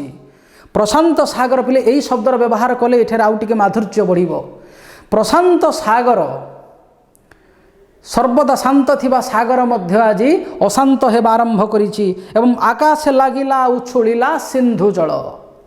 सिंधुर जल, समुद्रर जल आकाश को ଚୁମିବାକୁ ଆକାଶକୁ ଲାଗିବାକୁ ବର୍ତ୍ତମାନ ଆରମ୍ଭ କଲାଣି। କାରଣ ସବୁକିଛି ଏଠାରେ ଦୋଦୁଲ୍ୟମାନ, ସବୁକିଛି ଏଠାରେ ବର୍ତ୍ତମାନ ପ୍ରକମ୍ପିତ ହେଉଅଛି, ନିଜର ସ୍ଥିତି ହରାଇବା ପରିସ୍ଥିତି। ରେ ରେ କାର କରି ରାଜା ଧୃତିରାଷ୍ଟ୍ରୀ, ବକ୍ଷସ୍ଥଳେ ମାରି ବାହାସ୍ଫୋଟ ଗର୍ଜିଣ ବେଗେ ଉଠି। ରେ ରେ କାର କରି ରାଜା ଧୃତିରାଷ୍ଟ୍ରୀ, ଧୃତରାଷ୍ଟ୍ରଙ୍କର ଜ୍ୟେଷ୍ଠ ପୁତ୍ର ହେଲେ ଦୁର୍ଯ୍ୟୋଧନ। ତେଣୁ ଏଠାରେ ଧୃତିରାଷ୍ଟ୍ରୀ ଶବ୍ଦକୁ ବ୍ୟବହାର କରାଯାଇଛି ଦୁର୍ଯ୍ୟୋଧନଙ୍କ ଉଦ୍ଦେଶ୍ୟରେ। ଶତ୍ରୁକୁ ଯୁଦ୍ଧ ପାଇଁ ଆହ୍ୱାନ ଦିଆଯାଏ ସମରରେ, ତାର ପୌରୁଷତ୍ୱକୁ ତାର ବୀରତ୍ୱକୁ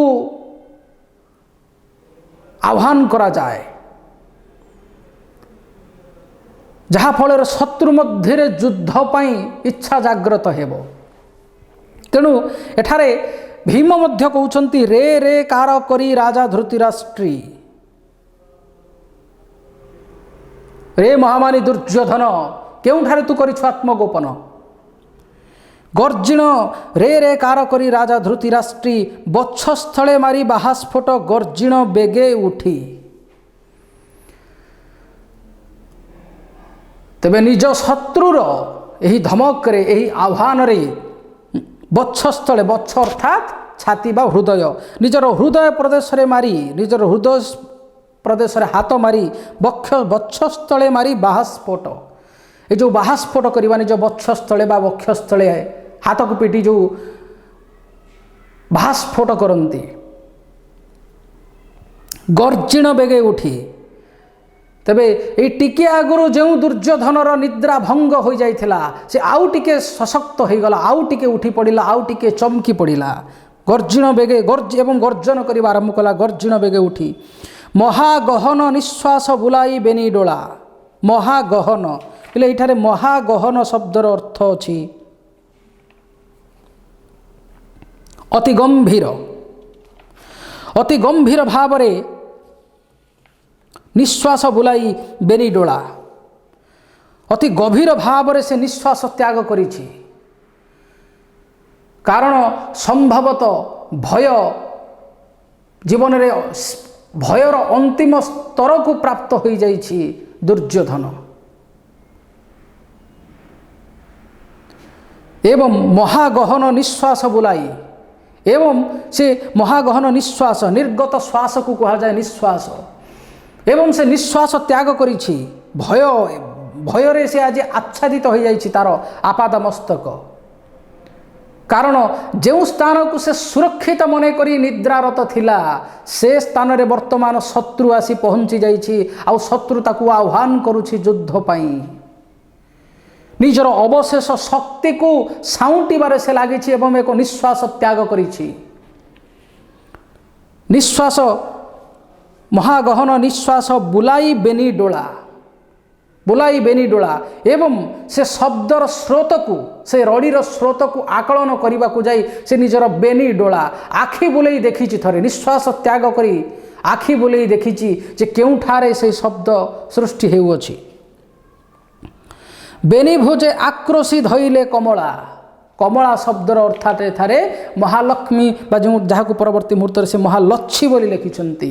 ତେବେ କମଳା ତାଙ୍କୁ ଅଭୟ ପ୍ରଦାନ କରୁଥିଲେ ସେହି ବ୍ୟାସ ସରୋବରରେ।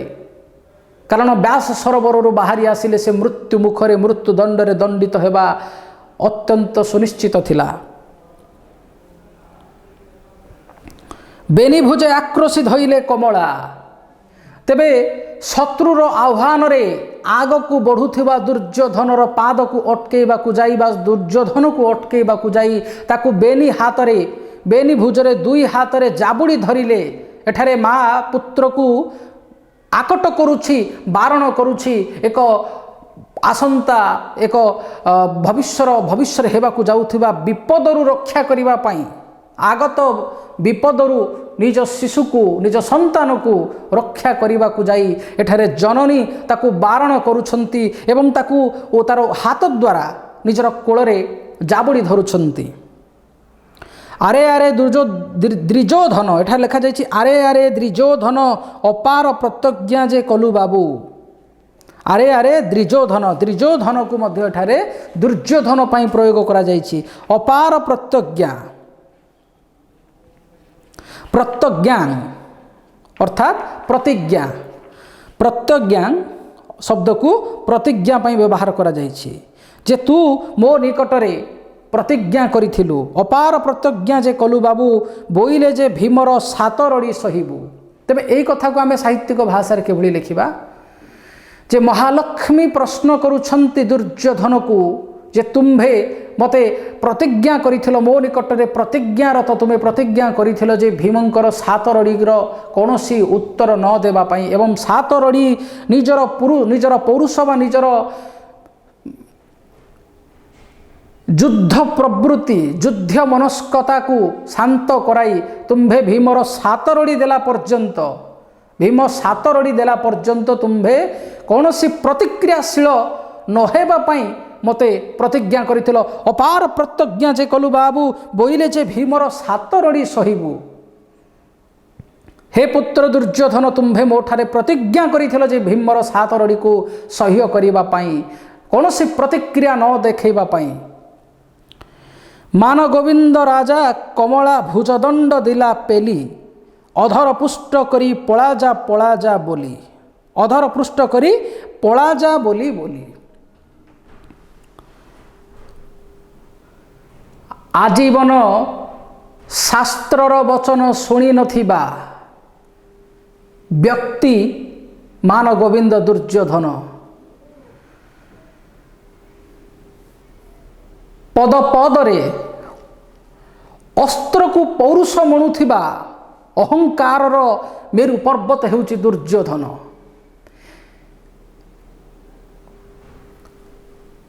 ଅଶାନ୍ତିର ବଟବୃକ୍ଷ ହେଉଛି ଦୁର୍ଯ୍ୟୋଧନ। ତେଣୁ ଉଚିତ ବାଣୀ ନିଜ ମାତା କୁହନ୍ତୁ ବା କୌଣସି ଦେବୀ କୁହନ୍ତୁ, ତାହା ଦୁର୍ଯ୍ୟୋଧନ କେବେ କର୍ଣ୍ଣପାତ କରେ ନାହିଁ।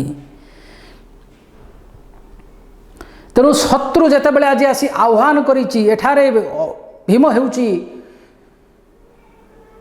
ଦୁର୍ଯ୍ୟୋଧନର ଶତ୍ରୁ ଏବଂ ଦୁର୍ଯ୍ୟୋଧନ ହେଉଛନ୍ତି ଭୀମର ଶତ୍ରୁ।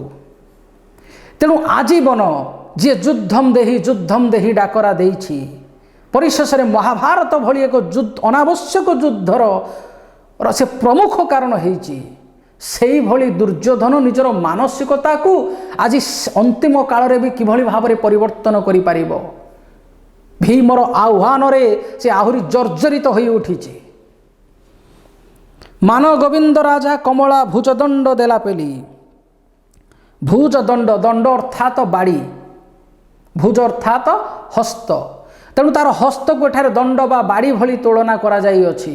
ଏକ ସଶକ୍ତ ଦଣ୍ଡ, ଭୁଜ ଦଣ୍ଡ ଅର୍ଥାତ୍ ଏଠାରେ ସଶକ୍ତ ଦଣ୍ଡ। କାରଣ ସମସାମୟିକ ବା ସମ ପରିମାଣରେ ବୀର ଥିଲା ଦୁର୍ଯ୍ୟୋଧନ ଭୀମଙ୍କ ଭଳି। ଭୀମଙ୍କର ଯେଉଁଭଳି ଭାବରେ ବଳ, ସେଇଭଳି ଭାବରେ ମଧ୍ୟ ଦୁର୍ଯ୍ୟୋଧନଙ୍କର ବଳ ମଧ୍ୟ କିଛି କମ୍ ନଥିଲା ଭୀମଙ୍କ ତୁଳନାରେ।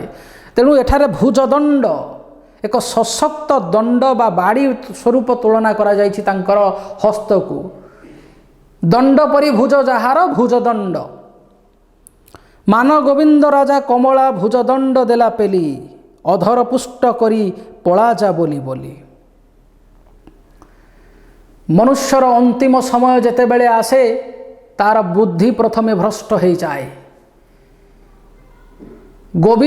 ଏଠାରେ ଲକ୍ଷ୍ମୀଙ୍କୁ ତ୍ୟାଗ କରି, ପିଲେ ଏଇଠାରେ ଦେଖ ଆହୁରି ଗୋଟେ ଭଲ କଥା ତୁମେ ଏଠି ଆଡ଼୍ କରିପାରିବ। ଲକ୍ଷ୍ମୀଙ୍କୁ ତ୍ୟାଗ କରି ସ୍ୱୟଂ ଗୋବିନ୍ଦ ମଧ୍ୟବର୍ତ୍ତୀ ନାହାନ୍ତି, ଏ ତ ଛାର ମାନ ଗୋବିନ୍ଦ। ତାର ବୁଦ୍ଧି ଆଜି ଭ୍ରଷ୍ଟ ହେଇଛି। ଲକ୍ଷ୍ମୀ ନିଜ ମାଙ୍କର ଅଭୟବାଣୀ, ନିଜ ମାଙ୍କର ସୁଚିନ୍ତିତ ପରାମର୍ଶକୁ ସେ ଆଜି ଉପେକ୍ଷା କରି ଯୁଦ୍ଧମ ଦେହି ଡାକରା ଦେବା ପାଇଁ ଆଜି ସେ ସତତ ପ୍ରସ୍ତୁତ ହେଉଅଛି। ସେ ନିଜର ଯୁଦ୍ଧ ମନସ୍କତାରେ ସେ ନିମଗ୍ନ ହୋଇଯାଇଛି। ଆକଳନ କରୁଛି କେଉଁଠାରୁ ଆସୁଅଛି ଏ ବାଦ୍ୟ, କେଉଁଠାରୁ ଆସୁଅଛି ଏ ଧ୍ୱନି। ଏ ନୁହନ୍ତି ତ ପାଣ୍ଡବ, ଏ ନୁହେଁ ତ କେଶବର ଆଉ ଏକ ଚକ୍ରାନ୍ତ। ତେଣୁ ମାନ ଗୋବିନ୍ଦ ରାଜା କମଳା ଭୁଜଦଣ୍ଡ ଦେଲା ପେଲି, ए कथा शुणी युद्ध पर प्रस्तुत होउथिबा दुर्योधन लक्ष्मी को शेष हाथ में पेली देछि, लक्ष्मी को दूर को क्षपण करिछि। क्षपण यही सबू शब्दर प्रयोग तुम्हें कर पिले। क्षपण करिछि अधर पुष्ट करी पला जा बोली बोली। अधर अर्थात तल ओठ कथा कहला बेला मोर तल ओठटे को ही आम अधिक व्यवहार करूँ एवं अति कड़ा भाषा कहते पला जा बोली बोली। तुम्भर आवश्यकता वर्तमान नहीं, वर्तमान मो पाई कौन सी अभयर मध्य आवश्यकता नहीं, वर्तमान मोर पौरुष को शांत करने पाई, मो भितर थिबा वीर योद्धा को शांत करने पाई युद्ध ही एकमात्र औषध। तेणु हे महालक्ष्मी तुम्हें पला पला जा कही से निजर भुजदंड द्वारा निजर सशक्त हाथ द्वारा ठेली देछि एवं रुक्ष भाषा भर्त्सना करी कहिछि पला जा बोली। महालक्ष्मी बोइले जे पलाऊ अछिनी मुही तोहर भर्त्सना बोलिबाकू थिली तो बाट चाही, तोहर भर्त्सना बोलिबाकू थिली तो बाट चाही। माँ केबे शिशु को निज आड़ू दूरे दिए ना, हुए तो कौन से स्वतंत्र परिस्थिति रे कौन से एक अनावश्यक कौन से एक विचित्र परिस्थिति रे हुए तो माँ निज छुआ को निज ठारू अलगा कर दे पारे। तेणु लक्ष्मी महालक्ष्मी कहउछन्ते हे मानी दुर्योधन तू अधर्मर प्रतीक, तू अहम्र प्रतीक हेले मध्य मु तोते पुत्रवत् दृष्टिकोण नहीं तोर कांधरे आज पर्यंत मु बसती बास करुथिली एवं तू मान गोविंद नाम धारण करिथिलु। तेणु तू आज मते जेतेबेले दूरेई देउछु तोहर भर्त्सना बोलिबाकू तो थिली बाट चाही। मु जननी मु जगत जननी महालक्ष्मी मु केवली बा तते अलगा करि देई पारिबी, मु केबे मो ठारू तू निजे दूरेई जा बोली कहि पारिबी। आज तू जेतेबेले मोठू दूरेई जिबा चाहूचु मते आज तू भर्त्सना करूचु एबे मु तोठू दूरेई जिबारे कौनसी असुविधा नहीं। एही समय को मु महालक्ष्मी आज पर्यंत अपेक्षा करिथिली जेबे तू निज आड़ू मते निज ठारू अलगा पृथक करिदेबु। महालक्ष्मी बोइले जे पलाऊ अछिनी मुही तोहर भर्त्सना बोलिबाकू थिली तो बाटे चाही। जगत जननी अंतर्जामिनी अंतर्जामी प्रभु नारायणकर धर्मपत्नी, तेणु से मध्य त्रिकालदर्शिनी से महालक्ष्मी बा जगत जननी माँ लक्ष्मी मध्य सबकिछि जानती। तेणु से शेष समय पर्यंत पुत्र को सत्मार्ग रे रखिबा पाई बा पुत्र विनाश जीवा पूर्वर ताकू यथा संभव बंचाई रखिया पाई चेष्टा करिसंती। आ महालक्ष्मी कहिसंती जे तोहर भर्त्सना बोलिबाकू थिली तो बाट चाही। मु जानिथिली पुत्र तू दिने मते भर्त्सना करिवु एवं मते तो ठारू दूरेई देबु, कारण मु तते दूरे मु निजकू मु तते मो ठारू केबे भी निज आड़ू अलगा करि पारिबी नाही, कारण संतान को माता केबे भी निज ठारू अलगा करंती नाही। सबु बेले माता होइथांती अभयदायिनी। समग्र पृथ्वी रे जेते भी विपद संतान ऊपर को आसू किंतु सबुठारू मातृकोल हेउछि संतान पाई सबुठारू अभयपूर्ण स्थान, सबुठारू निरापद स्थान। तेबे तू मते आज भर्त्सना कला परे मोर आउ तो निकट रे रहिबार कोनोसी अवकाश नाही। जननी मध्य दुखित होइछंती, कारण दुर्योधन अधर्मी अत्याचारी पापी हेले मध्य ताकू पुत्रवत् स्नेह करुथिले महालक्ष्मी। सेथिपाई तो से मान गोविंद नाम रे विदित थिला। व्यास सरोवर रे निज संतान को निज अभय क्रोड़ रे लुचै रखिथिले महालक्ष्मी, किंतु बिचरा दुर्योधन बुझी पारिनी सत्य न्याय आ धर्मर भाषा, से बुझी पारिनी शास्त्रर अर्थ, से केवल बुझीची अस्त्रर अर्थ आ अस्त्रर जवाब अस्त्र रे दबा पाई से आज जेतेबेले अंटा भिड़ीछि बाहर को आसीबा पाई आ महालक्ष्मी को ठेली देइछि निज ठारू, निज जननी को पदाघात करिछि निज भुजदंड द्वारा। आ रुक्ष भाषा से कहिछि हे जननी हे लक्ष्मी एठारू पलाओ बोली तुम्हें काहाकू पलाओ बोली कहिबा मध्य एक धिक्कार सूचक शब्द। लच्छी बोइले आबर रड़िए जेबे सहिबु पामर एरड़ी सहिले तुरे होइबु अजराम्बर। एठारे माता लक्ष्मी मध्य जानिछंती जे शिवंक ठारू इन्स्ट्रक्शन बा शिवंक ठारू निर्देश पाई अछि सिंहनाद वाद्य मात्र 3 थर भीमंक द्वारा नादित हेबा पई। से कहिले पुत्र एते मु परा माँ केबे संतानर समग्र दोष को सह्य मध्य करि जाए। निज संतान प्रति क्षणिक हुए तो कोप प्रकाश करि पारंती, निज संतान प्रति क्षणिक राग प्रकाश करि पारंती, किंतु केबे भी माँ सदा सर्वदा माँ निज मृत्यु पर्यंत निज संतानर मंगल कामना करे। तेणु से कहते पुत्र ए पर्यंत मोर अभय क्रोड़े तू थिलु, मते भर्त्सना दे ठारू चली जावाकू मध्य तू कही सारिलुणी, मते भर्त्सना दे सारिलुणी। तथापि मु मातृवत आज कहूँगी जे दुईटी रड़ी रे वर्तमान समग्र स्वर्ग मर्त्य पाताल रे जो प्रकंपन सृष्टि होईछि, जो विनाश जो तांडव लीला सृष्टि होबाकू जाउछि, से एसबु सत्य मध्य तू रक्षा पाई पारिबु। कारण तीन थर बाधित हेबा पई निर्देशित अछंती वाद्ययंत्र बा सेही सिंहनाद। आउ थरुटिए जदि तुम्भे एही सिंहनादर प्रलयंकारी शब्द को, प्रलयंकारी ऊर्जा को जदि सह्य करि जीव, तेबे कौन सी प्रकार मध्य तुम्भकु आउ एही अभय स्थलरू, एही सुरक्षित स्थलरू, एही व्यास सरोवररू बाहर को जीवाकू पड़िबो नाही। एवं मु माता हिसाब रे तुमको चिरकाल पई अजरांबर करी रखिबि बा तुमे अमर होई रहिबो। कारण तुम्भ सम वीर केबे भी से भली परिस्थिति आसीबो नाही जे तुमको हत्या करि पारिबे। कौन सी पांडव कौन सी वीर केबे मध्य तुम्भकू एही व्यास सरोवर मध्य प्रवेश करी तुमको दंडित करि पारिबेनी, तुमको हत्या करि पारिबे नाही। तेणु से लिखिछंती एरड़ी सहिले तुझे होइबु अजरांबर, तू अजर अमर होई रहिबु जदि एही रड़ी को सहिजिबु। कोठी ना कोठी संतान पई, से संतान दुराचारी हेउ बा से संतान सदाचारी हेउ, माता सर्वदा संतान पई संवेदनशीला, सबु बेले जत्नशीला। कहते तू मते भर्त्सना करी पदाघात कले मध्य यह हेउची सत्य जे दुई थर जो सिंहनाद रड़ी वर्तमान करी पृथ्वी रे प्रकंपन सृष्टि करिछि, सही सिंहनाद रड़ीर आउ एकमात्र, कारण तीन थर बाधित होबा पई देवादिदेव महादेवंक ठारु से निर्देश पाइछि। आउ थरुटिए मात्र जदि तू सिंहनाद रड़ी को सह्य करि जीवु, भीमर आह्वान प्रति कोनोसी प्रतिक्रिया जदि प्रदर्शन करिबु नाही, बा हे व्यास सरोवर मध्यरु जदि बाहर की जीवु नाही, तेबे तीन थर बाधित होइला परे सिंहनादर आउ कोनोसी आवश्यकता पड़िबो नाही, बा तू एही सरोवर मध्यरु तते आउ बाहरी जीवाकू पड़िबो नाही। आउ हे व्यास सरोवर मध्यरे तू अजर अमर होई रहिबु। लच्छी बोइले आबर रड़िए जेबे सहिबु पामर, एठारे पामर अर्थात अधर्म बा दुराचारी बोली मध्य कुहा जाई पारिबो। पामर अर्थात अधर्मी बा दुराचारी। जे तू दुराचारी हेइथिले मध्य मु तते पुत्रवत स्नेह करूछि, तेणु रे दुराचारी तू आउ थरुटिए जदि तू ए तृतीय सिंहनाद रड़ी को, सिंहनादर एही तृतीय रड़ी को जदि तू प्रति जदि तू कौनसी प्रतिक्रियाशील हेबु नाही, एरड़ी सहिले तुरे होइबु अजरांबर। संतान प्रति मार केते चिंता, संतान प्रति मार केते भावना, आउ संतान प्रति मार संतानर सुरक्षा पाई माँ केते चिंता करे। संतान द्वारा निंदिता हेला परे मध्य संतानर उन्नति कल्पे से सबु बेले चेष्टिता रहे। अंतत संतान बंची रहू प्रत्येक माता एया चाहंती। तेणु से कहते एरड़ी सहिले तुझे होइबु अजरांबर, एते बोली तत्क्षणे छाड़िले महालक्ष्मी। यह कही महालक्ष्मी, एते बोली तत्क्षणे छाड़िले महालक्ष्मी, यह कही महालक्ष्मी तांको त्याग करिछंती।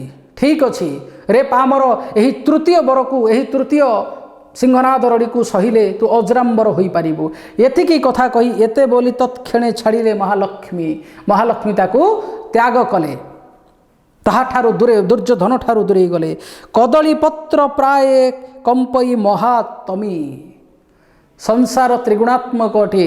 माने भागवत कहती, भगवत गीता कहती जे संसार होउछंती त्रिगुणात्मक, सत्व रज तम। एही सत्वरु सात्विक, रजरु राजसिक, तमरु तामसिक शब्दर प्रयोग करा जायछि। संपूर्ण संसार रे जेते सचराचर जीव अछंती समस्ते एही तीन श्रेणीर पर्यायभुक्त हुंती, सात्विक, राजसिक, तामसिक। जहार अर्ण जेमिति अर्ण सेमिति वर्ण सेमिति बुद्धि, जेमिति कथार अछि जेमिति पानी सेमिति ठाणी। तेणु संसार रे खाद्य पदार्थ गुड़िक मध्य जेभଳି भाव संसार में 3 श्रेणीर लोक अटंती ठीक सेमिति एई 3 श्रेणीर लोक जो खाद्य ग्रहण करती ताहा मध्य 3 श्रेणीर अटे सात्विक खाद्य राजसिक खाद्य एवं तामसिक खाद्य। एठारे कहा जायछि महातमी तमसा शब्दर अर्थ अंधकार अंधकार पापर प्रतीक विनाशर प्रतीक महातमी महापापी महाअधर्मी महादुराचारी तेणु महातमी एठारे तमी शब्दर व्यवहार करा जायछि महातमी कदलीपत्र प्राय कंपई महातमी दुर्योधन कारण तामसिकता परश्री कातरता दानवीय गुणर सी हूँ चलती प्रतिमा अहम्र प्रतीक अहंकार जो थाए कौन ईश्वरीय सत्ता सेठारे वास करती नहीं सेइथिपाई तो महाभारत युद्ध समय बा द्वापर जुगरे सबुबले ईश्वरंकर निकटवर्ती थाई मध्य ईश्वर बा श्रीकृष्णंकर आशीर्वाद पुष्ट होई पारि नाही दुर्योधन। तेणु कदलीपत्र प्राय कंपई महातमी 70 भार गदा घेनी कर स्थले क्षपई मान गोविंद जे चित्त अंतराले क्षपण करवा अर्थात एठारे फोपाड़ई बा डेई डेई 70 भार गदा दुर्योधनर गदाद्वयर ओजन 70 भार लेखाएं तार दुईटी गदार ओजन 70 भार लेखाएं तेज 70 भार केते ताहा मध्य को आमर जीवा दरकार नहीं। प्राचीन काल रे जो सब मापक थिला जे भली भाव रे योजन कोश भार ये सब गुड़िक थिला 70 भार गदा घेरी करस्थले निजर करस्थल सी गदाद्वय को धारण करी क्षपई मान गोविंद जे चित्त अंतराले केवल आउ केवल युद्ध प्रति से एकाग्रचित होई क्षपई मान गोविंद ता भितर क्षपण करवा डेई डेई से सरोवर बाहर को आसुअछि 70 भार गदा घेनी करस्थले क्षपई मान गोविंद जे चित्त अंतराले चित्त अर्थ भावना बा चेतनार गभीरतम प्रदेश मन अलगा चित्त अलगा चित्तई अंतराले तेणु चित्त अंतराल से चिंता करुच्ची केवल युद्धम देही डाकरा देई से लक्ष्मी को भर्सना करी आगे आसी युद्ध करने 70 भार गदा घेनी करस्थले क्षपई मान गोविंद बा दुर्योधन जे चित्त अंतराले। तेबे यही कवितार आउ जो क्लिष्ट शब्द गुड़िक व्यवहार करा जायछि प्रायतः पिले माने प्रत्येक शब्दर अर्थ मु तुमको कहली एवं अनेक जगार शब्द को आउ टिकिए ता सहित किछि बनानगत परिवर्तन से करा जायछि जेमली भाव रे भीम को लेखा जाइछि भीमा आम्भंत सिंहनाथ मागुअछि वीर भीमा तुम्भ विचार को किस जोगाई गो उमा उमा शब्द अर्थ पार्वती एठारे ठीक अच्छी तेणु भीम को भीमा कहुई क्योंठारे दुर्योधन को द्विजोधन मध्य कहुई तेणु अति सरल सावलील आंचलिक एवं ग्रामीण भाषा रे आदि शूद्रमुनि सारला दास एठारे शब्दर निर्वाचन करिसंती 70 भार गदा घेनी कर स्थले क्षपई मान गोविंद जे चित्त अंतराले तेणु मन मध्य युद्ध आउ एवं केवल युद्धर अभिप्सा नहीं मान गोविंद बा दुर्योधन क्षपई बा लंफ प्रदान करी व्यास सरोवर भितर बाहरी आसवाई उत्कंठित होउछि 70 भार गदा घेनी करस्थले क्षपई मान गोविंद जे चित्त अंतराले।